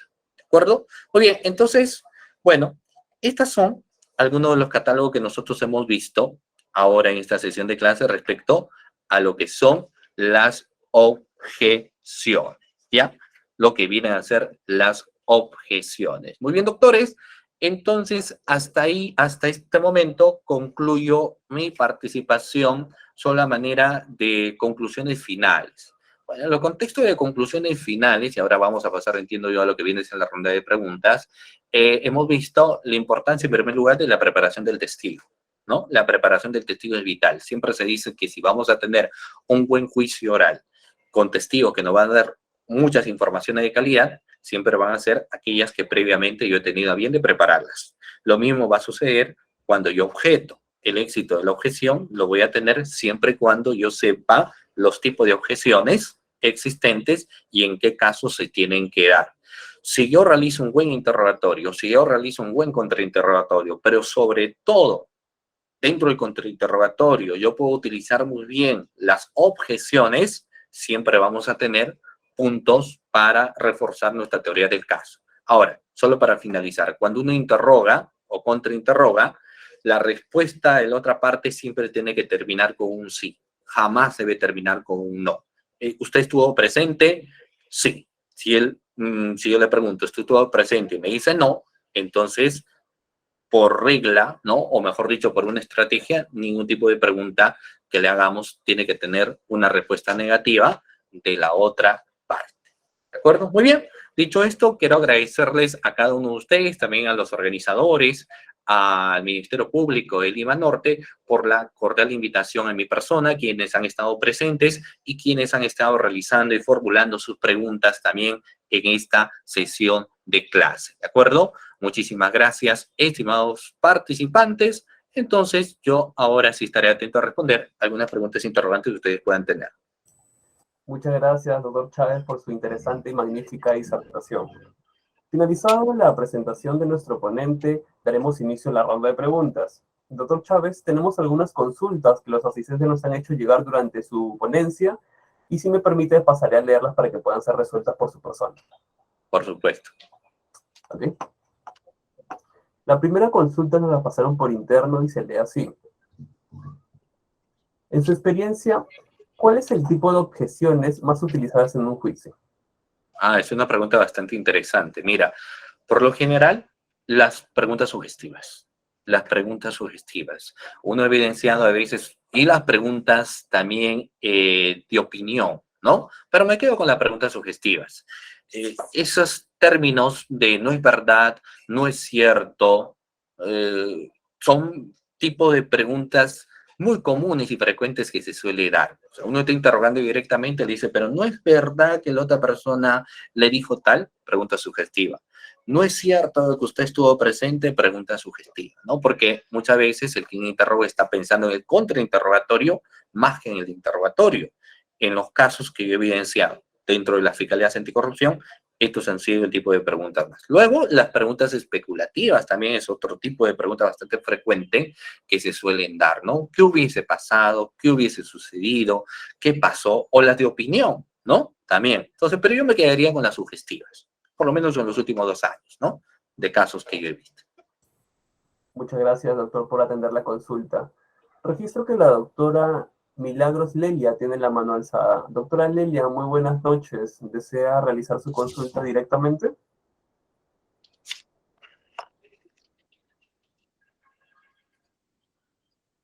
Ok, pasamos con la siguiente consulta. Registro que el doctor Michael de la Torre tiene la mano levantada. Doctor de la Torre, ¿cómo está? ¿Desea realizar su consulta oralmente? Buenas tardes. Sí, muchas gracias. Saludarlo al doctor Emerson por su brillante exposición. Quería hacerle una consulta referente a la preparación de testigos. Por el lado de los abogados, se tiene pues la costumbre de que ellos pueden preparar sus testigos de la forma como es que le pueden a ellos favorecer para su teoría del caso. Sin embargo, para la fiscalía resultaría un poco difícil teniendo en cuenta que muchos de los testigos necesitan un apoyo o una ayuda para que puedan recordar ciertos episodios que habrían ocurrido con anterioridad, lo cual resulta que también se tendría que de cierta forma inducir o, o direccionarlo para que ellos puedan dar un interrogatorio que pueda favorecer a la teoría del caso del fiscal. Si esto es así, doctor, ¿cómo podría esto manejarse teniendo en cuenta que ha habido un hecho anterior donde un fiscal fue sancionado por un hecho similar a que el testigo, al no saber lo que o no recordar lo que pasó, habría sido inducido por el propio fiscal? Muy bien. Otra interrogante que tengo, doctor, es respecto a al uso de declaración previa. En la virtualidad, que hasta ahora venimos acudiendo a las audiencias de forma virtual, los abogados pretenden plantear o evidenciar contradicción referente a un testigo, no respetando las técnicas de litigación oral. Y muchos de los jueces, de cierta forma, saltan el procedimiento, justificando de que por el tema virtual es que de repente no se pueda contrastar la versión del agraviado para poder encarar o decir si es que está en un hecho de contradicción o si es que se está pretendiendo refrescar memoria. Eso es mis preguntas, doctor. Muchas gracias. Dos preguntas bastante interesantes. El primero de ellos va de la mano precisamente con lo que yo les he señalado anteriormente, ¿no? Mira, a veces el problema radica, depende de la fiscalía en la cual uno trabaja.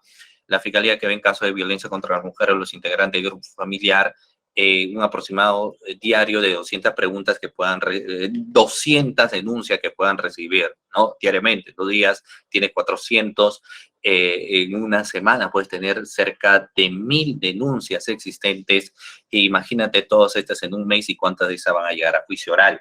Al ser tan abundantes los casos, a veces resulta siendo muy complicado la preparación que uno pueda tener a todos sus testigos antes del desarrollo del juicio oral. Por ende, que existen muchos casos en los cuales uno llega ya con sus testigos esperando de que la versión que nos han dado en la investigación preparatoria sea la que nos tengan que dar también tal y cual como nos han dado en esta primera fase, ¿no? En el juicio oral nos tienen que dar la misma versión, pero no suele suceder ello. Entonces, ¿qué podríamos hacer? Bueno, depende de muchos casos. La recomendación general es que uno tendría que preparar, e incluso en recomendaciones nos dicen tendríamos que hacer un ensayo informal con nuestro testigo, ¿no? Un ensayo informal que requiere obviamente tiempo, ¿no? En este ensayo informal yo ya, o incluso sin necesidad de hacer un ensayo informal, se cita al testigo, se conversa sobre qué temas se va a declarar, sobre qué va a estar relacionado su declaración para que él vaya teniendo conocimiento. Y les explico por qué. En los casos de las fiscalías anticorrupción, lo que suele suceder es que un testigo que ha participado en un proceso de licitación no es el único proceso que ha participado, participa en varios y cientos de procesos de licitación y recordar todo obviamente es imposible. Ahora, ese mismo testigo no solamente es acudido en una fiscalía o un despacho, sino en varios despachos. Yo le dice, ha acudido en varios casos, no recuerdo con exactitud. Si yo teniendo esa referencia me atrevo de llevar a ese testigo, ¿no? A juicio oral, entonces es muy posible que en ese caso yo termine induciendo para que mi testigo dé respuestas que yo deseo.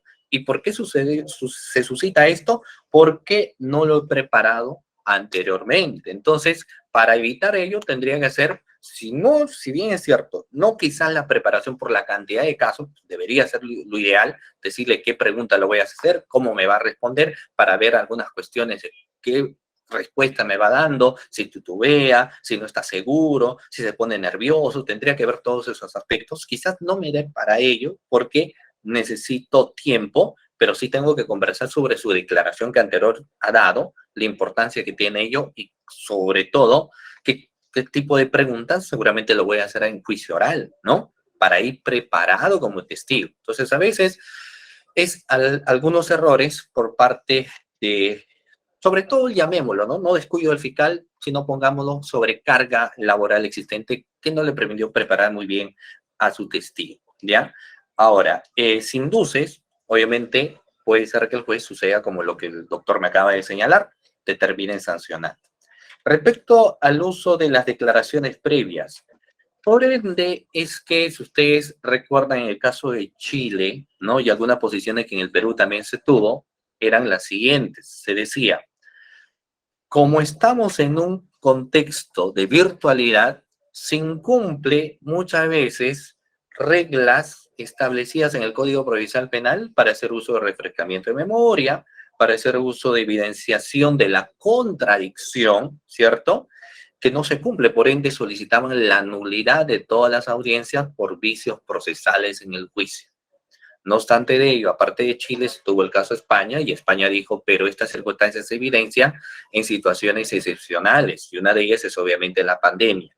Es por ende que a criterio de algunos jueces, no todos, depende de la jurisdicción donde uno se encuentra, dejan pasar esta situación que obviamente ya genera pues una vulneración al debido proceso. Sin embargo, hay otros utilizando también los contextos de tecnología, porque también se puede hacer, ¿no?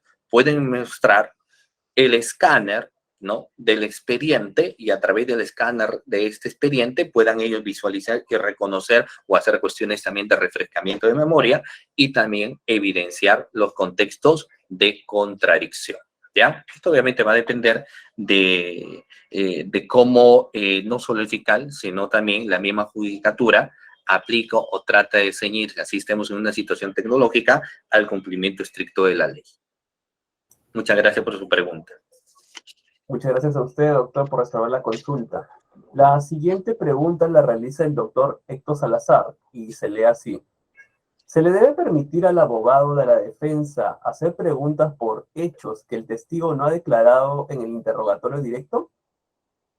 No, no, obviamente toda pregunta que se va a tener que formular tiene que estar relacionado a los hechos, materia de controversia, y también tiene que estar relacionado a los hechos, bueno, materia básicamente de controversia, ¿no? Materia de controversia. Si ha dado declaraciones en investigación preparatoria, no olvidemos que es parte de las declaraciones que dio en esa etapa, y en el juicio oral es otra etapa, ¿no? O sea, yo no puedo seguir, por ejemplo, puede ser de que yo le hice una serie de preguntas en la etapa de investigación preparatoria y ahora en juicio oral digo, lo hubiese hecho más preguntas porque son también importantes. No es que yo me tenga que seguir en las preguntas que di en prima fase, ¿no? Lo puedo hacer. Lo puedo hacer, o sea, es factible, es permitido, no existe ningún tipo de objeciones ni nada irregular, porque la versión que da en el juicio oral finalmente es la versión que es la que va a tener validez y valoración. Gracias, doctor, por atender la consulta. Registro que la doctora Luzmila Cotrina tiene la mano alzada. Doctora Luzmila, ¿cómo se encuentra? Por favor, si pudiera realizar su consulta directamente al ponente. Doctor, disculpe, estoy con otro correo, pero mi nombre es Víctor López, fiscal de la Junta de Caraballo. Sí, por favor, entonces, continúe. Doctor Emerson Chávez, para hacerle dos preguntas. Mi primera pregunta va por el tema de que cuando uno llega a juicio oral, tanto el Ministerio Público como el abogado defensor del procesado, ambos tienen su teoría del caso, ¿correcto? Mi pregunta va por el tema de si el Ministerio Público, si bien es cierto, tiene la carga de la prueba en los hechos, el Ministerio Público está en la obligación de probar también la teoría del caso, en este caso del procesado, porque el procesado, el abogado defensor, viene con una teoría del caso. Entonces, puede ser que de repente en investigación preparatoria se haya tomado la declaración de un testigo de que de repente ellos lo citaron, pero no lo ofreció como testigo para el juicio oral, y sin embargo quiere que el Ministerio Público, o sea, le trasladan esa carga de la prueba al Ministerio Público para probar ellos su teoría del caso. O sea, quisiera que me explique con respecto a ello, ¿no? Si con respecto a la teoría del caso tanto del Ministerio Público como de la defensa técnica, ¿no? Y la segunda pregunta va por el tema del testigo hostil. Esto no se encuentra regulado, pues, en el nuevo Código Procesal Penal. Quisiera que, por favor, nos pueda explicar un poco con respecto a ello y en qué nos ampararíamos, en todo caso, al momento de poder hacer uso de esta figura en un juicio oral, ¿no? El testigo hostil. Ya, ok, muy bien. Bien, perfecto. Gracias por su pregunta. Tenemos dos preguntas que hace acá el doctor. Muy bien. Vamos a ver básicamente por el primero, sobre las cuestiones de la teoría del caso, ¿no? Sobre los aspectos de la teoría del caso, existe incluso controversia, ¿ya? Existe controversia. ¿Por qué? Porque no nos olvidemos que existen posicionamientos en los cuales se señala que nosotros no nos encontramos ante un sistema de teoría del caso, sino que nosotros nos encontramos ante un sistema en la cual imperan los criterios adversariales. ¿Y por qué esto? Porque la exigencia de tener una teoría del caso sí implica para el Ministerio Público, porque quien imputa un hecho tiene la obligación de tener que probarlo, pero la defensa no. Si la defensa técnicamente podría presentar una teoría del caso, y esto lo señala obviamente San Martín, tendrían ellos también que la obligación de tener que presentar una teoría en la cual se demuestre que son inocentes. Ellos tendrían que presentar para que tengamos realmente un sistema de teoría del caso.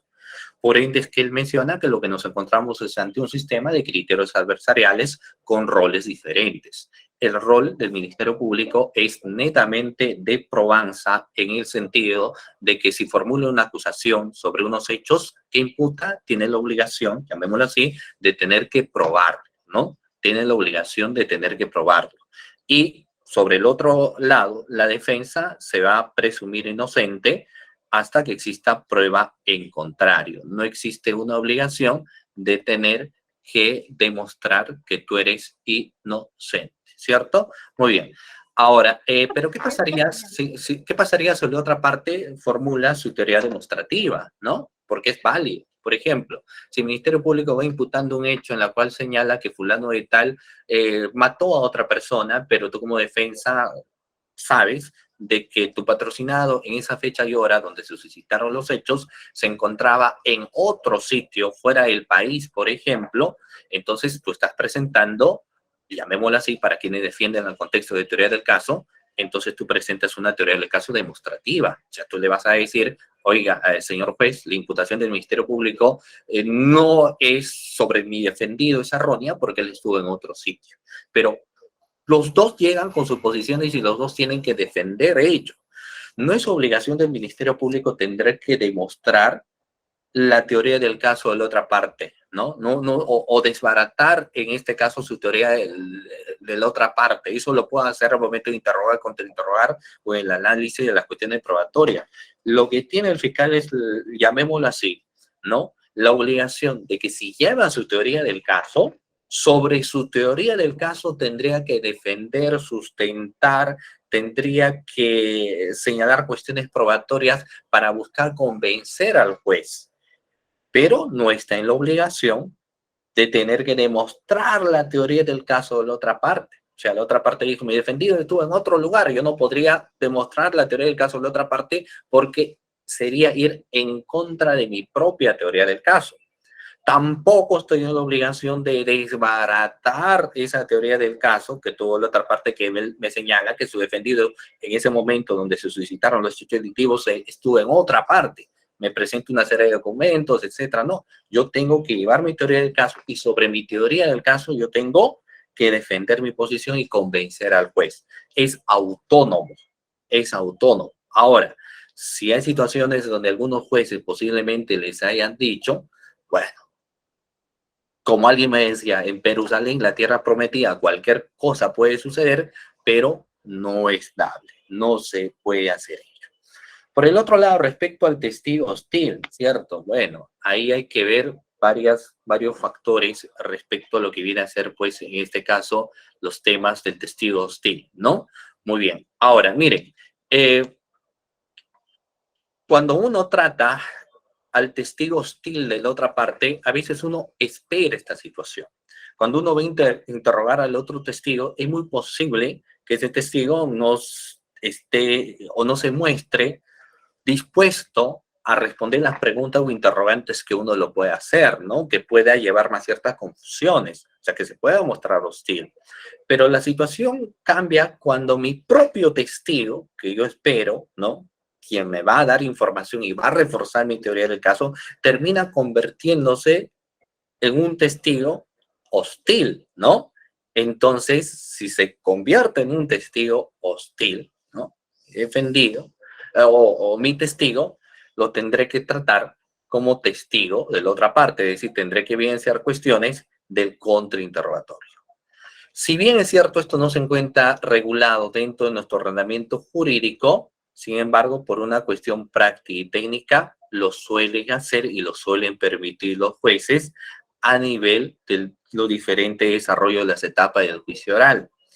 Existe respaldo legal, ¿no? Pero sí tenemos cuestiones jurisprudenciales. Estos materiales que yo tengo, aparte de otra jurisprudencia, a través de la coordinación, yo les voy a dar para que ustedes puedan revisar también algunas cuestiones jurisprudenciales sobre la temática del testigo hostil. ¿Ya? Muy bien.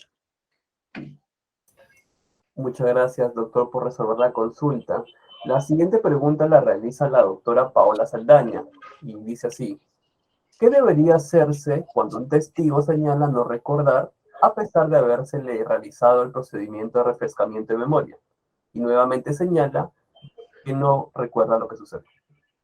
Ya, bueno, hace un momento yo les señalaba que podemos utilizar a la vez dos técnicas, ¿no? ¿Qué significa esto?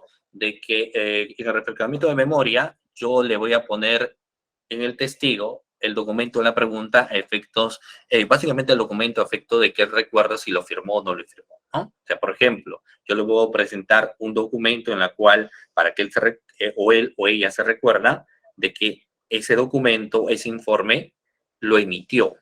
Y por eso yo lo pongo, ¿no? Se entiende que al momento de verlo tendría que recorrer y señalar que ese viene a ser mi documento, ¿no? Se entiende. Pero a veces puede darse el caso de que diga no recuerdo, ¿no? O sea, por más que lo presenten, sí, pero son Y a veces suele suceder eso, ¿no? No recuerdo, no, es el documento, sí, pero obra su sello, sí, es su firma. Uy, creo que sí, incluso te puedo responder de esa forma, ¿no? Entonces, es muy posible que esto suele suceder en algunas cuestiones de juicio oral, pero esto también va a estar relacionado a cómo el juez ya va teniendo una percepción, ¿no? O sea, que te presenten un documento cuando tú digas no recuerdo, vuelvas a verlo y digas no recuerdo, entonces se dejará constancia. A veces por estrategia te señala. Tendrías que tú ya señalar cuestiones específicas en base a ese documento, ¿no? Si el sello le pertenece, si la firma es suya, si él estuvo en ese cargo, cuáles eran las funciones que tenía dentro del cargo que él tenía, ¿no? Buscar otras formas en base a preguntas para que luego podamos evidenciar de que sí fue la persona que firmó el documento, por ejemplo. Gracias, doctor, por resolver la consulta. Registro que el doctor Edwin Riveros tiene la mano alzada. Doctor Riveros, buenas noches. ¿Desea realizar su consulta directamente? Sí, por favor. ¿Cómo está? Doctor Emerson, ¿cómo está? Un saludo cordial. Felicidades por la ponencia, muy agradecido. Doctor Emerson, quería Muchas gracias. consultarle en lo referido a lo que usted señaló respecto a los alegatos de clausura de la defensa técnica del imputado. Nosotros podríamos objetarlos siempre y cuando esté faltando a la verdad, ¿no? Es lo que un poco le he podido entender. Si usted puede ampliar al respecto, por favor, teniendo en cuenta que por el apasionamiento mismo, por su propia defensa, etcétera, ellos van a querer sostener su argumento hasta el final, ¿no? Y entiendo que hasta lo pueden exagerar y en su favor decir lo que les convenga. Muy agradecido, doctor, y felicidades. Muchísimas gracias al doctor Edwin Fernando. Un saludo para el doctor, ¿no? Bueno, lo que pasa es que yo les cuento algunos casos que nosotros hemos visto en el alegato de clausura. Depende de muchos factores. Por ejemplo, hay quienes sostienen que nada está perdido hasta que lleguemos a la etapa del alegato de clausura. Cualquier cosa puede pasar, ¿no? Entonces te señalan que el alegato de clausura tienes que argumentar lo más que puedas. Y hemos tenido casos donde en ese alegato de clausura nos empiezan señalando incorporaciones de pruebas que jamás se han visto en el juicio oral. Por ejemplo, suelen decir, señor juez, también se ha demostrado de que en la pericia valorativa no existía perjuicio patrimonial, ¿no? O el Ministerio Público no ha demostrado que en la pericia existía un perjuicio patrimonial, cuando eso, por ejemplo, no es lo que el Ministerio Público ha sustentado en el juicio oral. Para el juicio oral, la Fiscalía ha arribado a una pericia valorativa en la cual ha señalado que el perjuicio patrimonial era de determinada cantidad de soles, ¿no? Entonces, si eso dice, por supuesto, yo podría decirle, señor juez, objeción, eso es lo que finalmente nosotros no hemos sustentado, y él lo está señalando en su alegato de clausura. Y es muy posible que yo pueda hacer eso, ¿ya? Es posible. Dos, si es que, y también se ha pasado situaciones donde empiezan a argumentar y señalan un tipo penal que no es lo que el Ministerio Público quizás ha planteado, ¿no? El Ministerio Público imputó el delito de colusión y ellos como que estaban defendiendo y señalan en su alegato de clausura, tampoco se ha demostrado la existencia de un interés indebido, ¿no? Pero bueno, no es lo que nosotros hemos presentado en nuestro alegato de apertura ni en el desarrollo del juicio oral. Él está señalando otro tipo penal inexistente. Entonces, ¿podría objetar? Puedo hacerlo. O también como estrategia lo podría dejar así nada más, ¿no? Para que obviamente el juez. ¿Es posible? Sí, ¿no? Finalmente en la regla de la objeción nos dice que en cualquier proceso, cualquier etapa del juicio oral, podríamos objetar. Muchas gracias, doctor, por resolver la pregunta.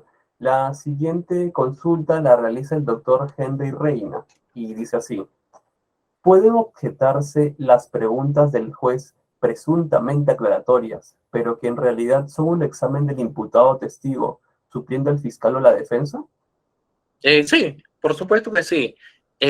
Ahora, los grandes problemas es que frente a quién objetamos es ante el mismo juez, ¿no?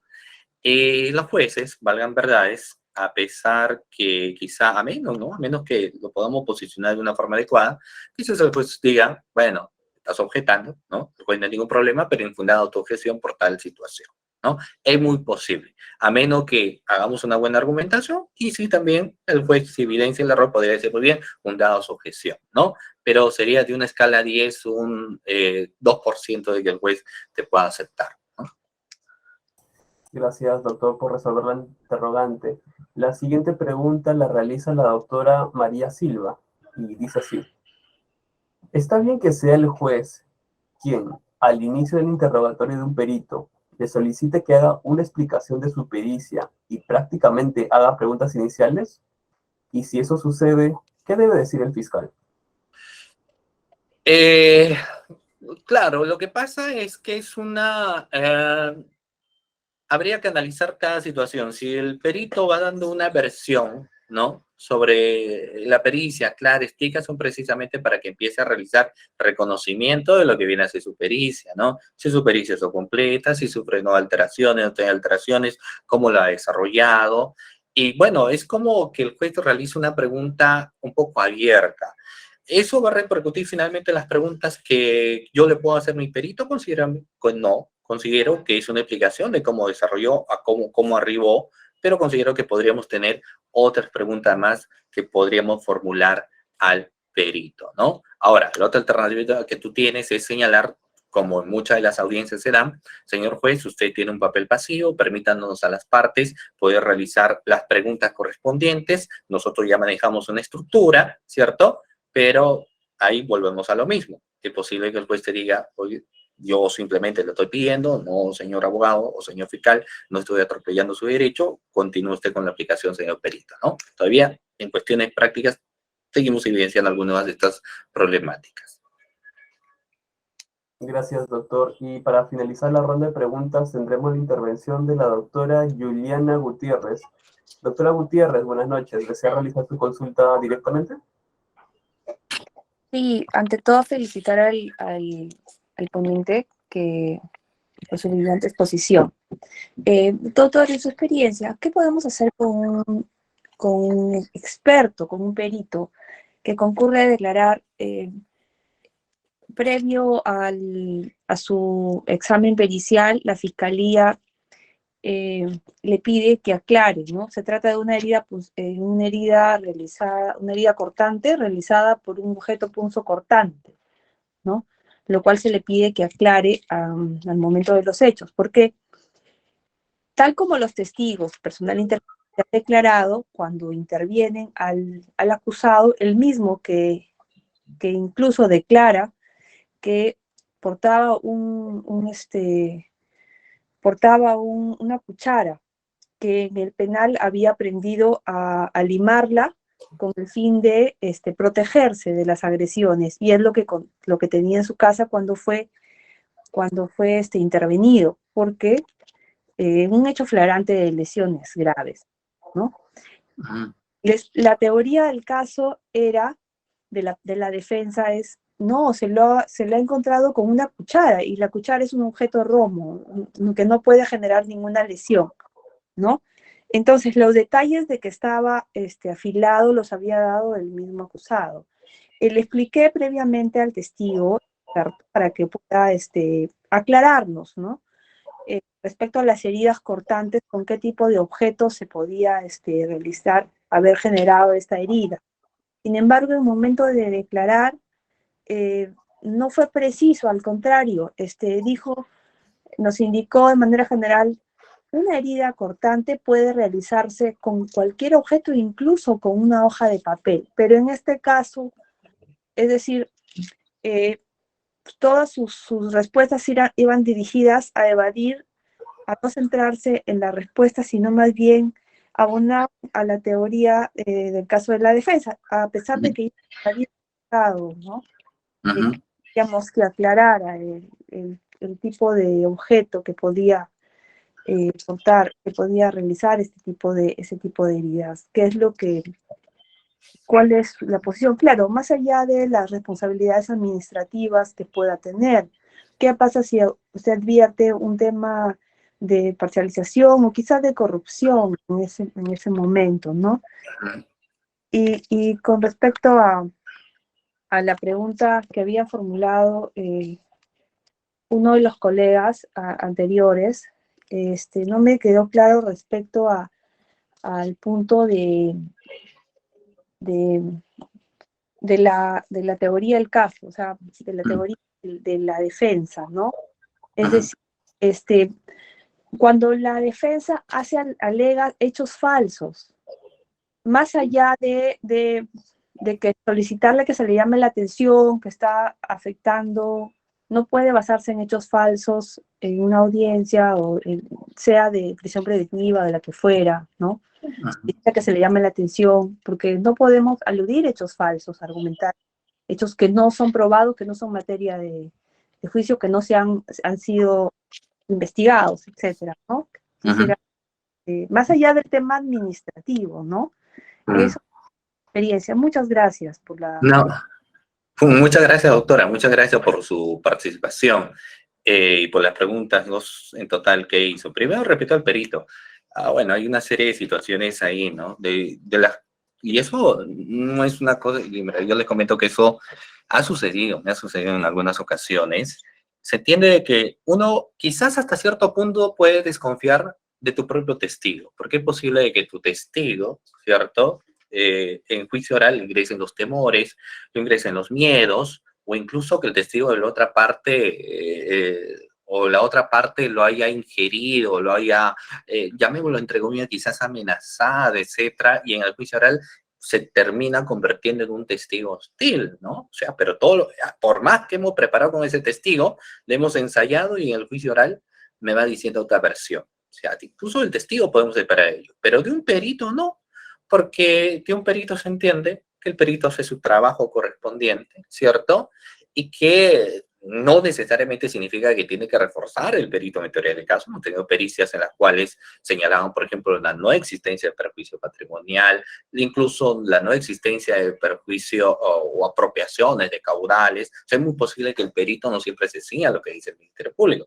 Pero si ha existido un informe pericial, lo que uno hace es revisar como parte, como fiscal también, el informe pericial y ver no solamente la conclusión, sino cómo ha seguido el procedimiento del mismo, ¿no? ¿Qué ha llevado?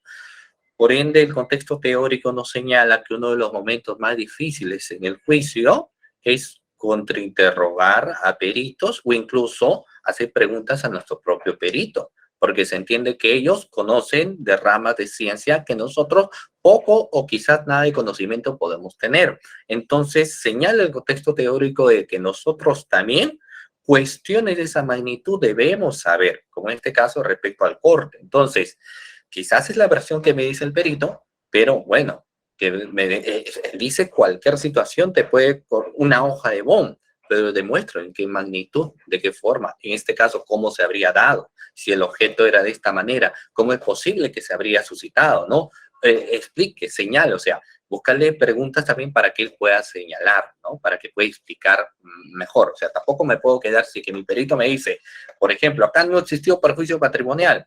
Pero yo sé algo de cuestiones contables, ¿no? Financieras, sé documentos, entonces tendré que ver que estoy ante un testigo que me dio una versión que antes no me señaló.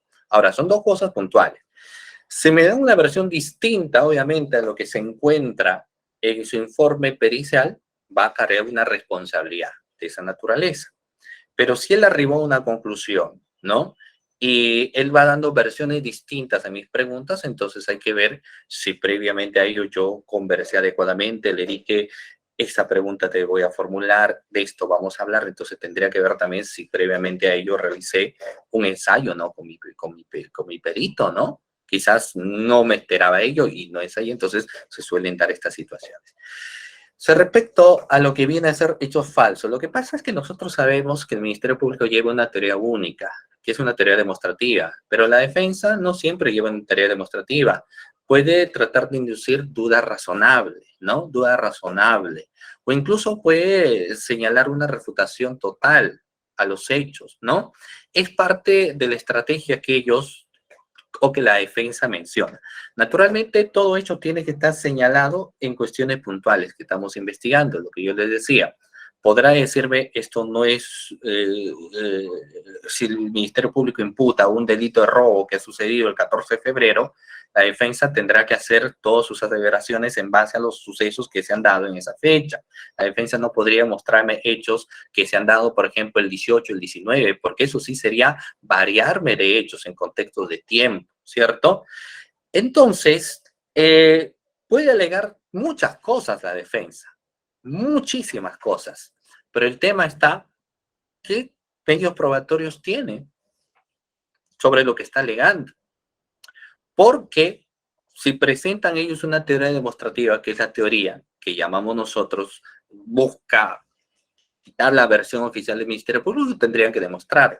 Lo otro es cuando empieza la defensa a situar dudas razonables, habría que ver hasta qué magnitud son sus dudas también, no hay que manejar, o sea, como yo siempre lo digo, la defensa puede decir muchas cosas.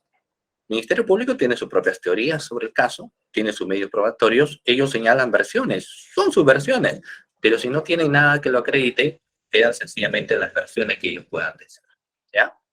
Muy bien.